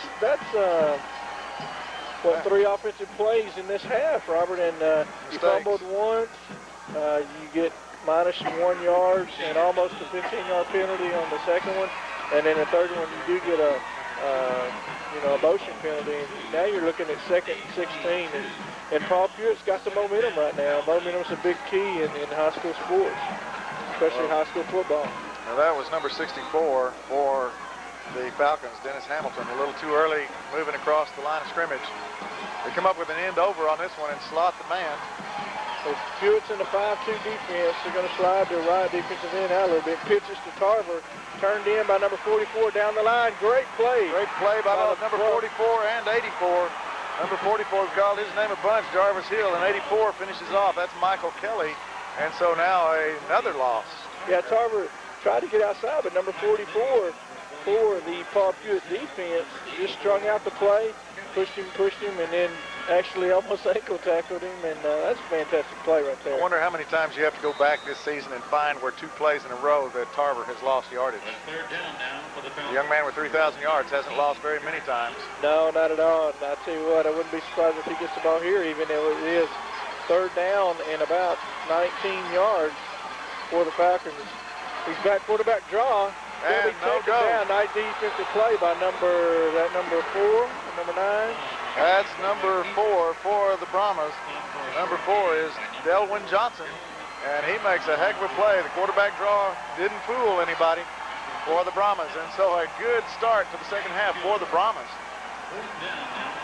And now what you want to do is take the ball and do what you just did before, except take it on in the end zone. Not have to worry about a fumble. But. Number 88, Andy LaHaye back for the punt, and it's close to being blocked, but not. The ball hits the surface, and there goes the AstroTurf roll. But they're going to be in all right field position. They're going to get it between the, they're going to be about their own 32-yard line. We're going to set up shop, and 39-yard punt for the Falcons. 4 minutes and 48 seconds left to go here in the third quarter. Another rapid-moving quarter, but all momentum seems to be on the Brahmas side. And we sure needed it after the first half. Things didn't look like the cylinders were all pumped. But at halftime, I think they tuned the engine up, and they're coming out in nice fashion here with 1 touchdown off a nice drive, a touchdown off a break, but they had a nice drive to get it there. Right, Jimmy Wilkerson under center for the Brahmas. He's got a wide receiver right. Here's his hand off to Boyd. He goes left, breaks it out to the outside, and he's going to gain about 6, maybe 7 yards on the play. He's going to get up to about the 38.5-yard line. That's going to give him about 5.5, 6 yards. And that's good. Another 5.5, 6 yards to start your first down play. Gives you a lot of opportunities for 2 more downs. And so Paul Pewitt smoothly running and operating right now to start this half. Yeah, you see him cut him about where the tackle hole, and he's getting him right about where the linebackers are, and he's kind of kicking it out to the sideline. So nice play on first down, brings up second down and 4. Wilkerson's under, wide left, got a wing back right. Falcons fake like they're going to blitz, and here's Boyd again. He's got some running room. He still spins. He breaks away. He's to the 40, the 30. He's down to 25, 20. Got one man to beat. He cuts in, gets back down to the 10-yard line. The tackle, saving tackle by number 45 for the Falcons. Lyndon Stamps. That's Lyndon Stamps, number 11. Donald Glover, both of them down there to turn it back in. The only thing that saved 6 points for the Paul Pewitt Brahmas was just a couple of people that had a little speed and a little angle on him. He goes from the 38 down to the 10. That's 22 plus 40 is 62 yards. Nice play. And a lot of that was just, he got bottled up about 8 yards deep. Never kept his, he kept his feet going, spun out, and just took off. And still had some people down there trying to help get some blocks too. That's just a nice idea out of your offensive backs and linemen to help out all the way down the field. There's Wilkerson under. He takes the ball. He pitches to Boyd. He's not even going to get back to the line of scrimmage. Good play by the Falcon defense on that particular play. Looked like maybe the right tackle for Omaha jumped, but again, that must be quickness. -1 on the play for Boyd, but Chisholm Peak and Donald Glover in on the tackle right there, at least the main 2. There were several other red jerseys all over the Brahman offense at that point. A loss of about a half a yard, going to bring up second down and 10.5 to go. 10.5 from the 10.5 yard line. Yeah, you can actually make a first down, though. Evidently, it wasn't quite the 10-yard line, so if you get first and goal on the 1 or 2 inch line. It's going to be real close. Wilkerson's under center. He's got a wing right, split left, 2 backs in the backfield. Takes a snap, pitches over to Johnson. He's got a blocker out there. There's a face mask. There's the face mask. That's going to be the 15-yard flagrant one. They turned ahead, and I think you're going to see a 1st and 10 or 1st and goal out of the Brahma offense, as I think that one was a little too long to be called grasping. Yeah, Johnson got down to the 8, and they were bringing him down by the headgear, and that is a no-no. So we'll see. It wasn't even grasping. It had his head almost turned around backwards. Let's see what the officials call here. That needs to be the personal foul call. It is. Personal foul. face mask on the Falcons. So that's the 15-yarder, but I don't know. At this point, it's just either way, you're going to get half the distance to the goal line. So you're going to end up, though, because it is a 15-yard intentional or heavy-duty grasping of the face mask, you ought to get a first and goal out of it. It's about the 4-yard line. Let's see what the call is going to be. They're right now they're standing at the 7, deciding where to take the ball to. They're going to take it to the 3.5-yard line. And first down. The marker's already back at first down over there. So automatic first down for the Brahmas, and so they've got 4 downs to get the ball inside the goal line. 2 minutes and 35 seconds to go here in the third quarter. 14-14. Where the Pewitt Brahmas right here need to take this ball in. They played a little bit sluggish in the first half, and we talked about that extensively. I hate to keep beating on that, but they played fantastic in the second half defensively and offensively. They're down at the 4-yard line. First down and goal. Got 4 chances to get Mr. Johnson or Mr. Boyd to get in the end zone here. Or Mr. Wilkerson. You got 3 threats. And Mr. Wilkerson's going to go over for a quarterback sneak. 4 yards out or 3.5 yards out. Not much effort right there to get across the goal line. About 3 strides. There was no linebackers. I don't know if that was an automatic by Jimmy or if it was a play call coming from the press box as they saw that the linebackers were feeding to the outside. Yeah, Wilkerson, he's definitely going to give credit to number 65, Lance Derrick, and also number 57, the left guard, Brad Culpepper. I tell you what, they moved the Falcons out of the way and just escorted Mr. Wilkerson to the end zone for the go-ahead score. The Bulls now 20, Falcons 14, 2:14 left in the third quarter. They got 14 seconds left on the play clock, and here's the extra point snap. It's down, and the kick is up. Another little bit higher, but that's right down the middle. Nice kick. Number 44, which happens to be Jarvis Hill, does the kicking, and so the point after is good. And now, from a 14-7 deficit to start the third quarter, the Brahmans score 14 points so far in this quarter. There's still 2:14 to go. They have shut down all the Falcon offense at this point. Well, special teams offensively and defensively, Omaha is outplaying Brookshire-Royal right now, and that's why they have the 7-point lead. But we all know Mr. Tarver, number 44, the Falcons, is ready to break one at any time. Number 78 for the Pewitt Brahmas, McGarry is going to tee it back up on his own 40-yard line and see where he can kick it. Either want to kick it out of the end zone, Robert, or you want to kick it away from Tarver, I would think. And last time he did a good job. He got it off to his left and got it to their number 20, Patrick Shallow. He brought it back pretty well, but at least you kept it out of the hands of the big threat there. That's right, and the flag's limp right now, so there is no wind down here on the field. So whatever he gets in his leg whip right here, the young man has got a strong leg. Comes up, he's only 5 yards deep, not like most kickers that take a 10-yard run. Here it is. It's a squibber. This ball's going to go out of bounds at the 30-yard line. Well, they can take it there. It's going to be either at the 30. It's a 30-yard penalty, so it's either going to be at the 30 or they can take the penalty and be at the 30, or they have the option to make them kick it over. They went in through the flag, so that's just a formality.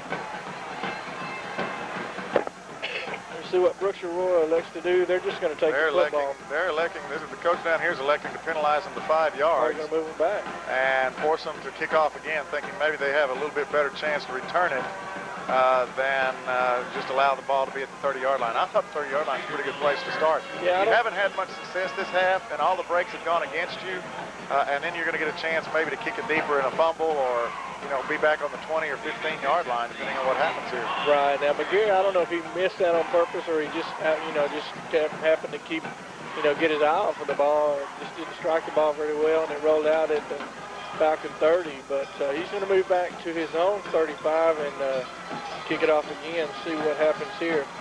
But, but if you possess the speed that the Falcons do, Robert, you might want to run that ball back and make a big play. You betcha. They have the potential to do that. And the Brahmas have the potential, too, speed-wise, to put them in a deeper position or deeper hole than what they would have been. Right. Well, McGarry's ready. He's going to kick the ball. It's really high. It's high. It sure is. Really taking about on the left hash mark, Number about 33. the 22. He breaks the tackle. He's going to break it up to about the 36 and gets to the 38-yard line. They're going to give him the 39. That's E.J. Stewart. So we pick up 9 yards on the play. And maybe a wise decision out of the Royal staff as the kick was just a 5-yard penalty, but they gained 4 basically out of the 5-yard penalty and 4 more yards out of the run back. Well, they only give them 3 yards, 38-yard line. They're going to move him just outside the 37. We'll call it officially the 38-yard line. Under center is number 3, Devon, the 145-pound senior. He gets the pitch, going to give it to Tarver. He's going to the right tackle. He breaks the tackle up to the, he's going to give him the 47.5-yard line right at the first down marker. Looks like he's going to have about 10.5, which is going to be enough for the first down, and he does. First down for the Falcons. Well, watching Wilkerson that time just kind of keyed on him a little bit. At that point, he keyed in on Tarver at the tailback, but in his pursuit to head him off, he over-pursued, and the cut back behind him allowed Tarver to pick up a few more yards. So the Falcons set up first down and 10.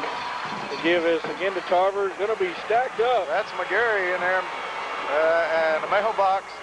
He decided to take a little action over center, and now he was responsible for taking number 40, Tarver, and shoving him back for about a 1-yard loss on the first down play. Yeah, if McGarry gets hold of you, you're not going anywhere.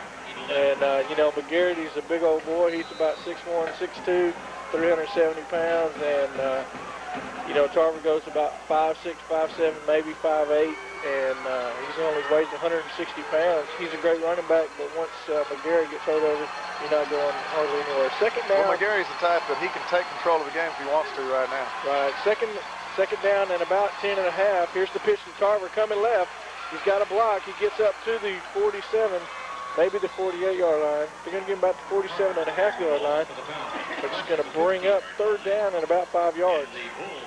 Well, that one, number 33 for the Falcons, leading the blocking out here, E.J. Stewart. He came close to a holding call. He did keep those hands unwrapped as he was falling down, but to me it looked like at that point he had arms far enough around to keep the defensive man from shucking him and getting off to the play. Another big play for both teams, for Pewitt to make a stop here to stop this drive, and for the Falcons to try to keep it going. 3rd and 6. Big play, both teams. Vaughn under center. He's got his fullback and his tailback Tarver back there, split right. Give us to Tarver again over by the right tackle. He's going to be up close to a first down. Depends on the spot. They're going to be generous with the spot possibly, and could be a measurement on this one. They get to that 30. They're going to give it to him. To the 42, they're going to get a first down, and that's what's going to happen there. Right on the 42, the middle of the ball's on the 42-yard line. That's the end of the 3rd quarter, and we'll return after a word from our sponsors.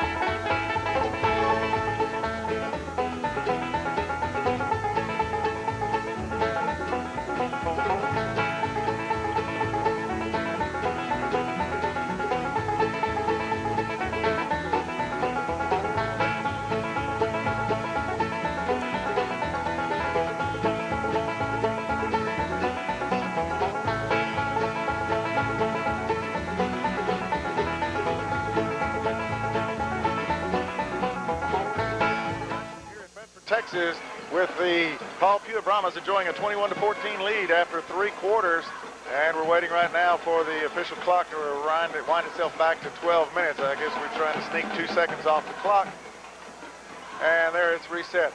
And we bringing you this action. Channel 54 is bringing this action as we start the 4th quarter in the Texas Bowl for Class 2A Division I. Donald, here we go with the 4th quarter. This is it. This is where you win or do you lose it. Give it to Tarver, going to the right side, makes a cut, and he's going to be knocked down at the 38.5 yard line. Gain of about 3 or 4 yards, about almost 4 yards on the play. Going to bring up second down and about about 7 yards there. Hercules Tarver coming up off the stack for the Brahmas. Pick up a 4 yards on that play. Is going to get a second down and 6 for the, I guess it's a long 6 for the Falcons at this time. They're going to have to get to about the 32-yard line of the Brahmas to get a first down. They're going to set up with a wide receiver left.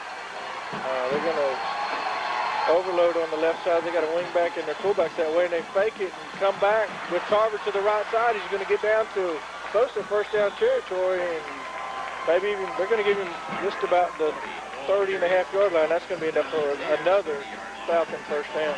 Majeri in on the play. Also, number 9, Hercules Tarver, as they get the counter play and snuff it out, but not until after several yards made and moving the sticks to the 30-yard line. And now this is the first time this half that Brookshire has kind of taken command of their offense and driven the ball on the Bulls. Falcons set up in the same formation with the receiver left, wingman left, and fullbacks offset left to snap. Again, the same exact play. They got a guard pulling out, but he stays on his feet and he fights down to about the 26-yard line. Good job by number 17 for Paul Pewitt to come up and take the lead blocker and then allow his other teammates to come out and make the tackle. That was Wilkerson on the first initial hit, or making him stretch it out a little further, then followed with James Gilmore making a nice shot on him, and then finished off by several of the Bulls. But right now, again, like in the first half, Tarver's beginning to assert himself and making a no-yard gain into something positive for the Falcons. Well, he's getting 3 and 4 yards and not 80, so that helps. They're taking time off the clock. Again, under center, they pitch to Tarver, going to the left side, gets a good block by number 33, trying to get outside. No. Boyd, the man making the play for the Bulls. Boyd coming hard up from his, safety. Coming up from the safety position really hard and forcing the action. Going to bring up third down in about 6 yards. Five or six. It's somewhere in that neighborhood, but a play that looked like it was going to garner some yardage. Boyd snuffs it out. Yeah, nice block again there by E.J. Stewart, but again, Boyd come on and made the play. That's what you need on your defensive side. Somebody to step up and snuff out this action at this point. Vaughn brought the play in himself. He's down to 10 seconds on the play clock. They may not get this off. They got a lot of confusion. I think they're going to call timeout. They better call timeout. They may not see it. 3, 2, 1. Looks like somebody called timeout from the end position over here. I believe number 20. So the Falcons are going to take a timeout here with 9:17 left in this football game. The state championship Division I Class 2A final, and the Omaha Paul Pewitt Bulls lead 21-14 over the Falcons. While we have this timeout, we'll tell you that this telecast is copyrighted by K54CB TV of Mount Pleasant.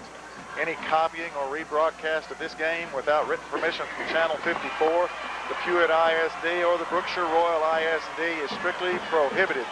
However, videotape copies of this or any other game may be obtained by calling Comparable Productions at 572-0923. This might be one of those games that some of you fans might want to keep on hand to show your grandkids down the way. And that's at, again, calling Comparable Productions at 572-0923 at the conclusion of the season, which would be this game because this is the championship game. The Texas Bowl Class 2A Division I Big School Championship. Next week, Dangerfield Tigers will be going for the Class 3A Division II Small School state title against the Newton Eagles at Homer Bryce Stadium in Nacogdoches, 3 p.m. next Saturday. Third down and a long 5. The pitches to Tarver, comes to the right in between the hash marks, and he's not going to be anywhere near close to the first down. He's going to work his way down to about the 23-yard line. That's going to bring up a fourth down and approximately about 4 yards. Well, they're going to stack him up down here, and they're going to give him fourth down and about 3 to go. A good size 3 to go. 3.5, 4 yards. Good play for the Brahmas to start action back after that timeout. Again, Vaughn comes over to the sideline and gets his own play. Coach calls him over there, and he's going to bring it in. This is the time for the BRAHMA defense to step up. Big fourth down play right now. Split left. They're going to have double tight ends. They're going to offset the fullback, make him a wingback on the left side. They're going to take a double tray coming back this way. That's what I thought they'd call. And he's going to get the first down, I think, just barely, but he does get across the 20. That would have been my call. One of the plays they've done on this drive that has been successful for them is line everybody up strength to the left side and just come back with what we call the double tray. Pull two linemen back from the backside and lead you around this side. Tarver, he wasn't, he's not getting 80 yards, but he's getting like 6 or 7 right now on that play. Right, and if you're Paul Pewitt, you really don't mind it because you're running the clock, and of course they're getting pretty close here. They're down to the Paul Pewitt 18.5-yard line with a first down. So need to shut them down right now. Pewitt needs to step up defensively and make a play here, get a negative play. Come on, Bulls, let's go. Vaughn's under center. He fakes the double tray again. And he's got a hold. Nice stop. Hold was stopped up there by number 33 and another Bull. I didn't get his number, Robert. That's Hercules Tarver, number 9, and number 78, McGarry, from his nose guard position, making nice plays. But again, coming at the expense of about 7 yards, 6 yards, 7 yards, and that sure helps your offensive play calling for a coach when you're in 4-down territory and you only have 4 yards to go. Right, they'll set up shop now. Like you said, second down with 4 yards to go from the 13-yard line of the Paul Pewitt BRAHMA. Vaughn under center. He's got a wide left, 2 tight ends. High backfield fake. He's going to... Same play 3 times in a row. Tarver again. He's straight behind his blocker and gets down to the 5-yard line. Stay behind number 30. Joey Lewis, but Tarver's still down on the turf. He's getting up very slow. Looks like... Well, number 4, Delwynn Johnson around the play. Hercules Tarver also there, as well as Jimmy Wilkerson. So they're making the plays, but slowly but surely, the Brookshire-Royal Falcons are gaining ground and closing in on that end zone. Yeah, Thomas Tarver got up a little gingerly there, but you're going to just have to absolutely drag him off the field for him to get out there. So he's back in the high formation. Behind his fullback, 2 tight ends. We got a wide left. Vaughn takes the option, and quarterback keeps it just like he did before and scores. Touchdown by number 3 for the Falcons. That has to be Ivan Vaughn, or Ivan Vaughn, the quarterback for the Falcons. So here in the fourth quarter with 6:53 left, Brookshire-Royal pulls within 1 of the BRAHMAs. Yeah, Vaughn's a 145-pound senior quarterback. Now we'll see what the Falcons are going to do here, Robert. Their kicker got hurt in the first half. He may be back out there, though. That's Willie Sierra. He is all right, evidently. Here's the snap, the kick. It's blocked. We can pick it up and go. We got to stop him there. There it is. And so it's blocked. And so a big break for the Brahmans as now they enjoy a 1-point lead with 6:53 left to go in the game. It's still anybody's ball game, but at least you have a 1-point advantage. Well, it's the little things, Robert, that come back sometimes. We saw it last week in Dangerfield-Roy City game, and now we see it here in the state championship 2A Division I game between the Paul Pewitt BRAHMAs and the Brookshire-Royal Falcons. Now the Falcons still trail by 1 point instead of being tied up with 6 minutes and 53 seconds left in the football game. Well, they took a lot of time off the clock in that drive. Paul Pewitt now fixing to hopefully enjoy possession of the ball and see if they can control time and make it an ally of theirs instead of 3 and out. Well, you want to take the ball and control it, or if nothing else, take it down and score. And if you break one, that's fine too.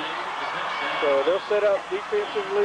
We'll look for the Falcons kicker to Poochie like he's been doing the whole game. Kick it about the 30, 20, and the 30, and we'll see what he does now. Their kicker's number 32, that's Curtis Thompson. He's a 190-pound junior. You also have the potential of number 34 being able to kick an onside kick. He's got the angle on it too, so you just have to make sure you guess right.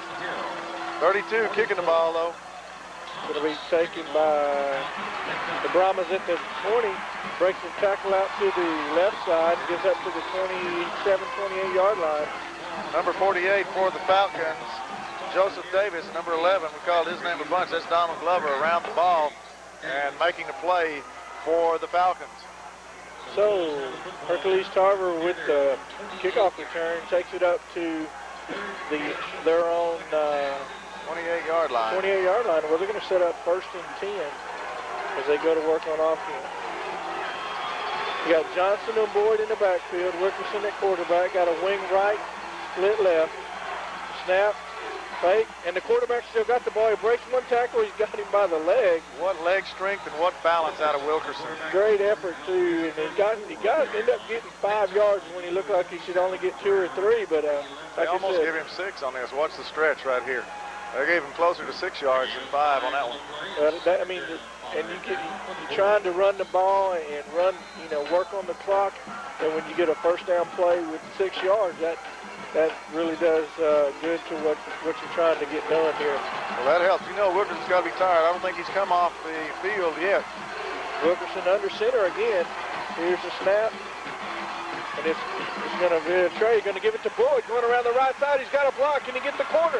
He does, and he falls down. He gets the first down, and that's a great job by the Brahmas. Another thing, he stayed in bounds. They're going to move. They're going to stop the clock to move the chains, but once they get him set, they're going to start the clock again. The official on the Brahma sideline said, keep running that clock, and he said, well, hold on, let's mark it. Let's do this chain. Well, there's under 6 minutes to go, under half a quarter to go. We're here in the 4th and final quarter of the Texas Bowl Class 2A state championship game. Yeah, Boyd just tried to make a cut back and stop, and he fell down, which is fine too. He did get the first down and keeps the clock moving. Wilkerson under center, takes the ball, fakes to that fullback or gives to. They don't know who's got the football. Fullback ended up with it. I think the quarterback wanted to pull it back out, but Johnson has the ball. Wilkerson trying to make sure they didn't fumble it, made sure he had it before he let go of it. Yeah, I think Johnson just decided he wanted it. It was his turn. But nonetheless, a positive play, although it only gains about 1 yard. It is moving the ball towards the first down marker and moving the clock down to 0. And we're at we're 5 minutes, about 5 minutes away from the end of this football game with the Falcons 20 and the Brahma Bulls 21. Pewitt comes up, 2nd down and 9. Wilkerson under center, takes the ball, fakes to the fullback. No, he gives to the fullback. He breaks it. He's gone from the 50 to the 40. He's to the 20, the 10. Touchdown Bulls! Touchdown Paul Pewitt. What a deal! 27-20 right now. 4:47 left to go in the game, and a big touchdown run. Not sure how many yards right offhand. Do you remember where it was? It was not really. It's about a 60-yard run there. We're just giving close to 60 yards on it as I lost track of the the ball was on the 40, Robert. So 60 yards, and that's what we talked about a few minutes ago. It'd be nice to score one. If you don't, control the clock, and at this point, you're going to force them to go for 2 if they do score. 4:47 left to go here in the 4th quarter. And the track meet has started back up again. 60-yard run by number 33, Ben Johnson. We saw Johnson take the ball from Tarver the play before. Here's the kick. It's up and it is through and good.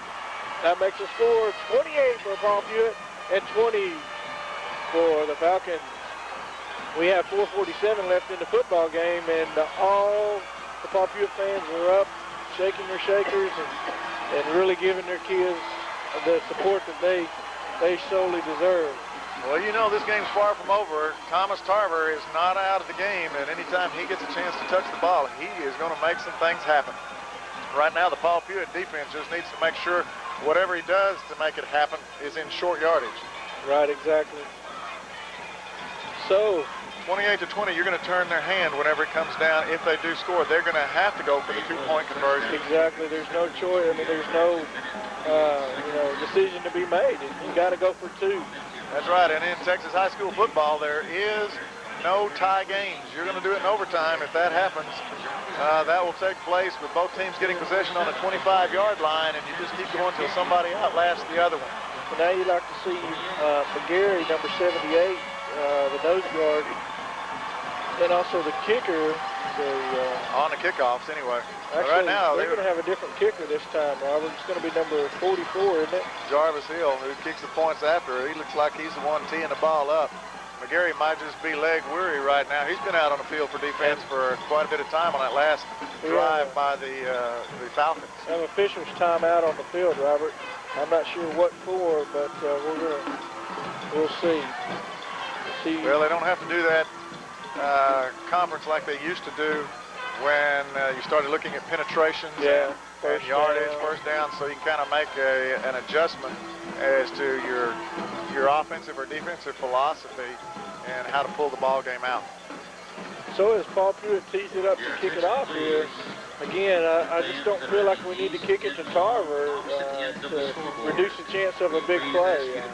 Maybe you pop it up because it, and just try to get them to fair catch it somewhere and get inside, anything inside the 30, I think right now would be a good kickoff.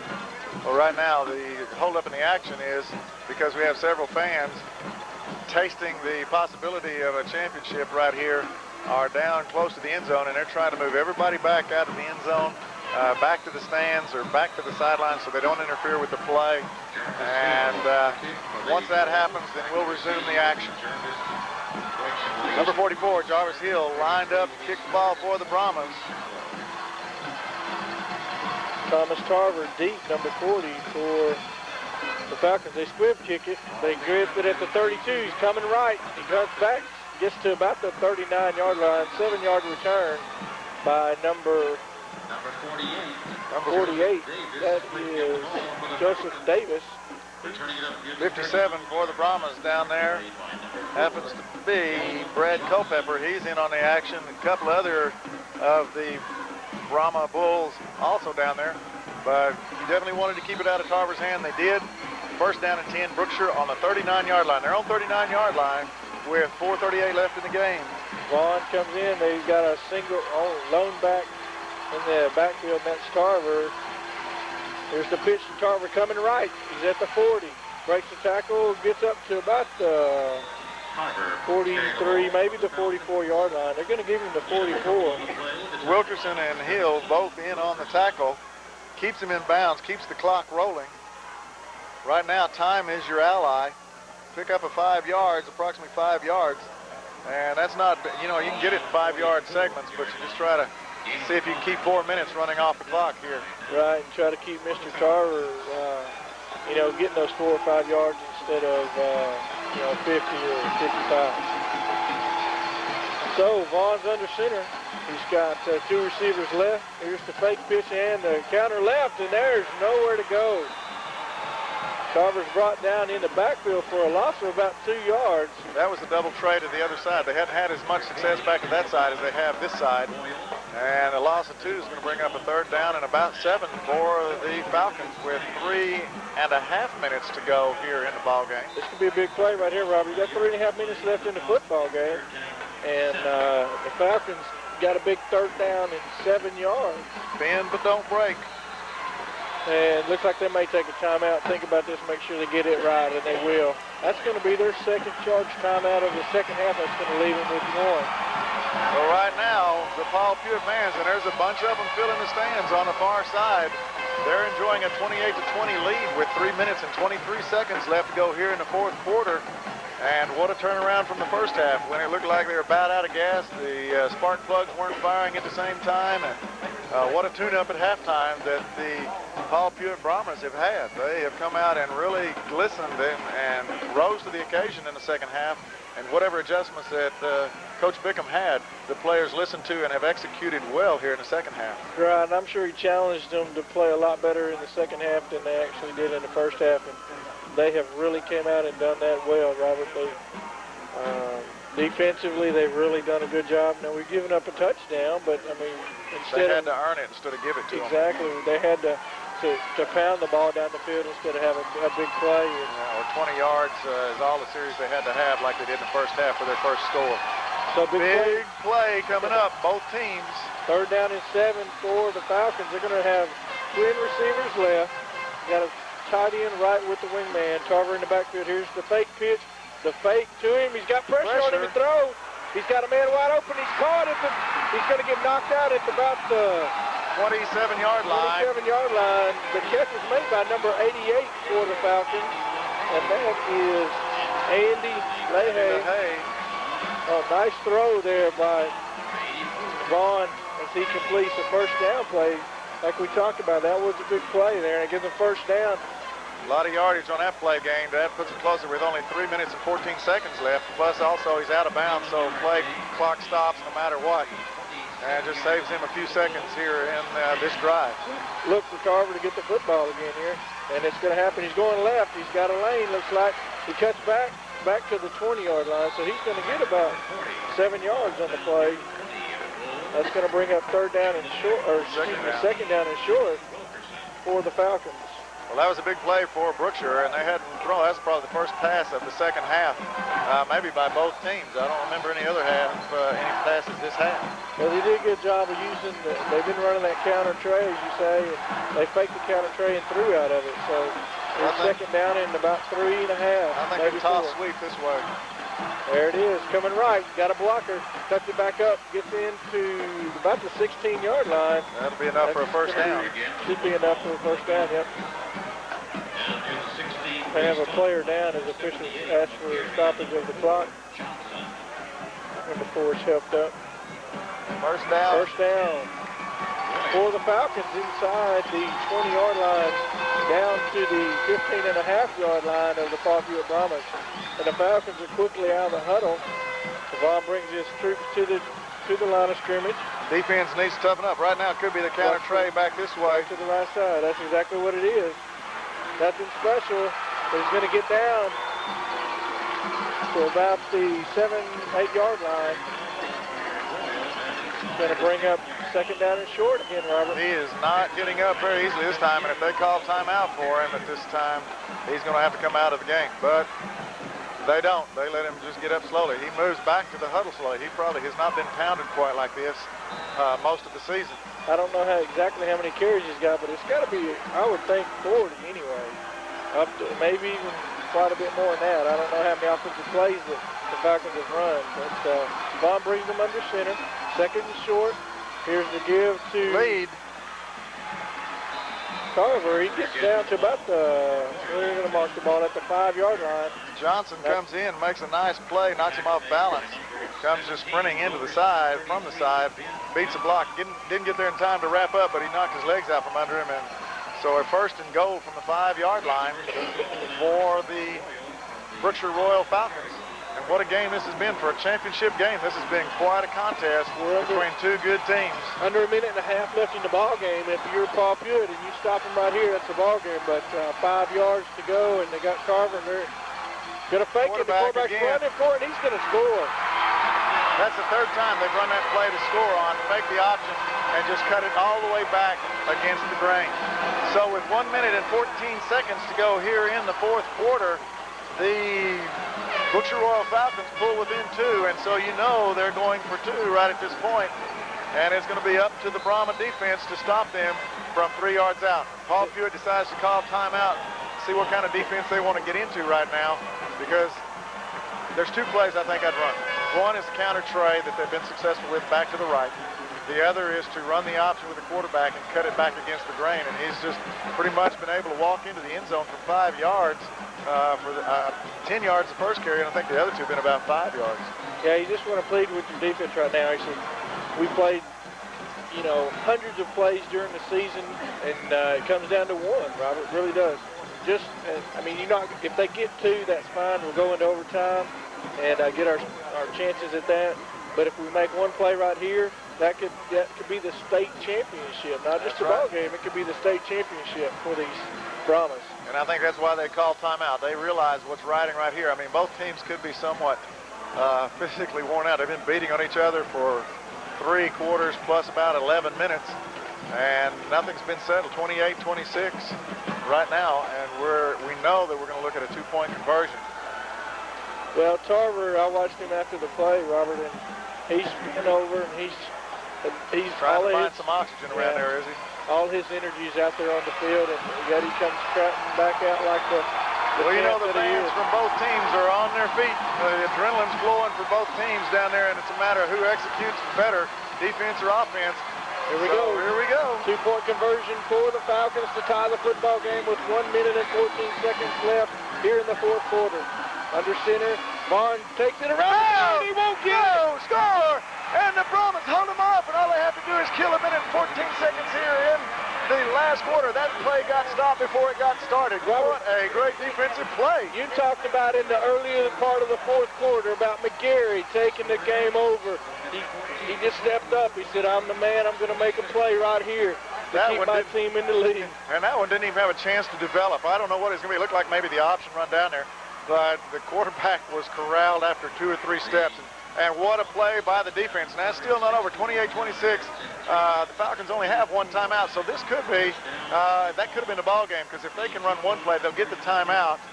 They're going to be able just to run 2 more plays and kill 50 seconds. So that would be 4th down, and you have less than 30 seconds in the game. I think you look for the onside kick here, though. You got to get the ball. You know you look for the onside kick. But it looked like McGarry just was not blocked. I think it's just plain and simple he was not going to be denied, and that was a fantastic play by that man. Well, the good hands people got to be in there right now, and you see all the offensive backs and receivers out here. You don't see any big linemen. You see Wilkerson over here to the closest to us, right by the 50-yard line. We see number 44. He's getting ready. They're going to do the hop. That's all they've got to have is 4 people just to the right of the kicker, and they're going to wad up over there, and you can just see them. And it's the two-bounce hop if they can get it. 1 high hop. It's in the air. Look who's got the ball. Got the ball. The official heads in, and they signal Brahman ball. And that's 1 minute and 11 seconds to go here in the 4th quarter with 1 timeout left by the Falcons. And the Brahmans, they certainly don't want to call timeout, and they don't want to run out of bounds. They want to make sure that clock still moves. Well, they'll take over on the 46-yard line, and they've got 1 minute and 11 to get off that clock. They may need 1 first down because the Falcons do have 1 timeout left. It's not time to celebrate yet. The fat lady might be warming the voice up, but she ain't started cranking out any tunes yet. Well, you can't be fighting over the ball now. If Wilkerson doesn't give it to Johnson, he's got to let it go. But look for something just quick, something safe. Just keep running Johnson. They're going to run in a power I formation. They may just try to down it here. They're just going to down the ball. Well, they need to do something action-wise because they're going to call a timeout quickly, and that's going to force you to have to. That's going to force you to have to punt the ball if you keep like this. So you're going to have to get up slow off the ball. That's 34 seconds. 3 plays. I guess you might be able to run 34 seconds, 30 seconds, because you're going to run the play. Then they got to spot the ball. Then they got to mark the ball. And that's going to take maybe 10 seconds. Even if you run it and stretch it out a little bit, take some time so that everybody gets up slowly and methodically, get back to the huddle, let them spot it. And I think at this point, you can probably, barring any mistakes, find that Paul Pewitt, 3 times to the state semifinals and finals in the last 5 years, and they've come away as the lady in waiting, I guess if you call it, when 1 year against Goldthwait, and then they were in the Final Four the year before that and lost to Schulenburg, who was the eventual state champions. And now they might have gotten over the hump and pulled a state title back to Morris County. And we'll find out with the next minute and 4 seconds hold for us. Wilkerson's under center, and they got real tight splits. They're just side by side. He's going to take the ball, step back. He's going to run some time off. That's right, and run. And he's just going to kneel down. And that's not, that's not unsportsmanlike. That's wise. He's just trying to get some time off the clock because he needed a little bit of extra seconds. Because when they spot the ball, it's going to be 3rd down. And, so we have 25 seconds to go from now. It's going to make it around the 20-second mark. Yeah, 19 seconds. They'll have to snap it about 20 seconds left in the football That will game. be the last snap because then it's 25 seconds after that. So that is the ball game with 1 more snap, barring any mistakes out of the Paul Pewitt offense. Well, they've got their fullback and wingback all tight so they can just get on the ball and just step down. They don't even need to... Down. Just get down right there. There it is. And that'll be the ball game. 18 seconds left. And the championship for the Class 2A Division I big school will go to the Paul Pewitt Brahmas following a 28-26 all you could ask for state championship game here at Hurst, Euless, Bedford, Texas. And there it is, 2-1. State champions, 1998, Paul Pewitt Brahmas. We'll return with wrapping up this contest following these words from our sponsors. His team also our congratulations.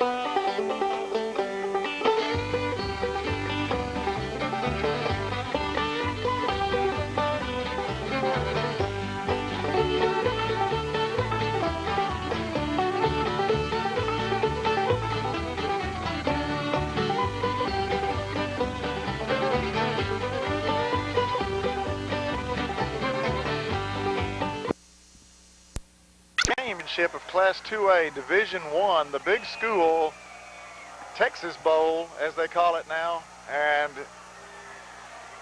it's kind of leaves me wordless, and that's kind of hard to do. But it was a great matchup between two great teams, speed on speed, and it just boiled down to a two-point conversion with 1 minute and 14 seconds left in the game to determine the outcome of this championship game.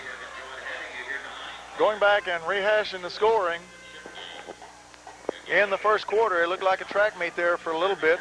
It took them a while to get going, but with 2 minutes and 19 seconds to go in the first quarter, Ivan Vaughn, the quarterback for the Brookshire-Royal Falcons, fakes the option and cuts back across the grain and scores from 10 yards out. They missed the extra point. It's 6-0 in favor of Brookshire-Royal. Well, it only took 18 seconds for the Paul Pewitt Brahmas to answer as a 69-yard run by Kenny Boyd and the PAT by Jarvis Hill puts Paul Pewitt ahead 7-6. Well, on the first play, following the touchback on the kickoff, 80 yards later, Thomas Tarver puts the Falcons back ahead at 12-7, and a two-point conversion by Thomas Tarver as he ran it over, gave a 14-7 lead for the Falcons. And so many opportunities that the Brahmas gave the Falcons in the first half, only to be down 14-7, was a blessing in itself. And then at halftime, whatever went through all the coaches' halftime speeches and adjustments, the Brahmas came out looking more like the team that we've seen, and maybe just some confidence building that they had coming into the second half. The first drive they took a long ways down. They didn't score, but they took it all the way down to the 5-yard line and missed on a fourth down play by about half a yard. On the first play following that goal line stand by the Falcons, Thomas Tarver, probably one of the few times that he has lost the handle on the ball this year, he fumbles it at the 5-yard line, and Boyd picks it up and returns it 5 yards for a quick touchdown.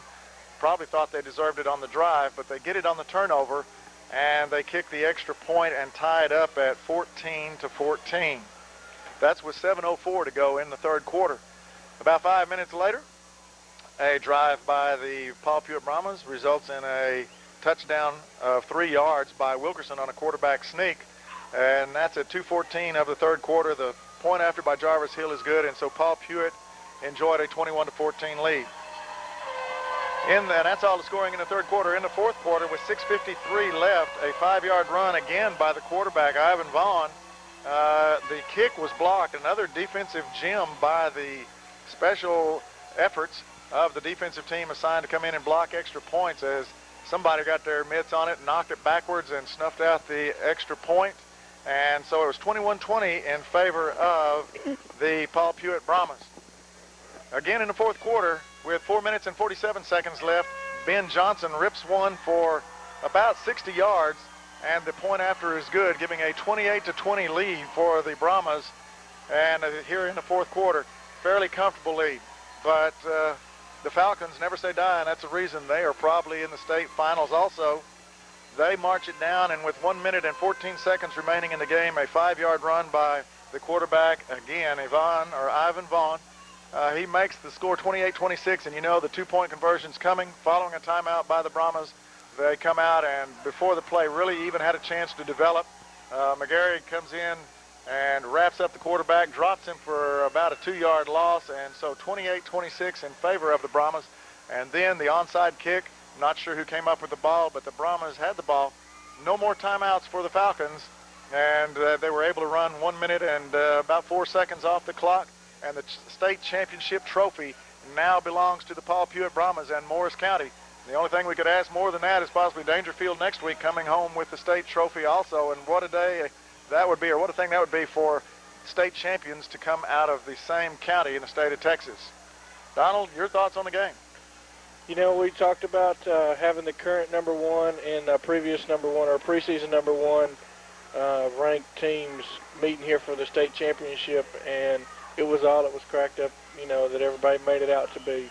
28-26, it was in question until the last second, and it was fantastic speed on speed, And you got to give credit to the BRAHMA kids and also to the BRAHMA head coach and staff. They went in, made some adjustments, got their kids focused on the task at hand, and really came out and played a fantastic second half. Thomas Tarver for the Brookshire-Royal Falcons.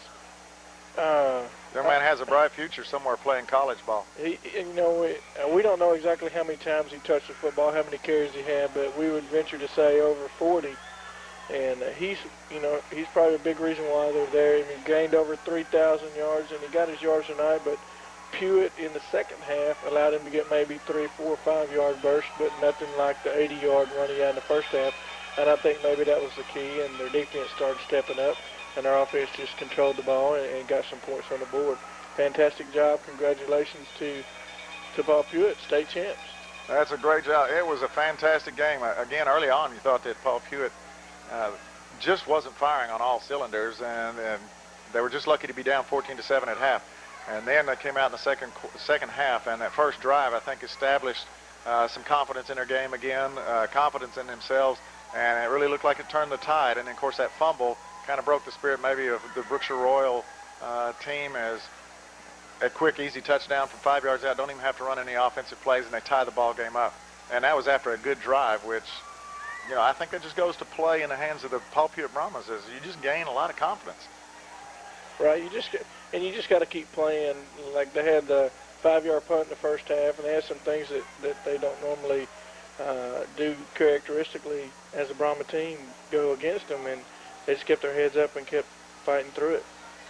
Well, right now I'd like to thank the Hurst-Euless-Bedford Independent School District and Pennington Field for the hospitality that they presented to us here for both games today, and we just feel like they went out of their way to make it special for us.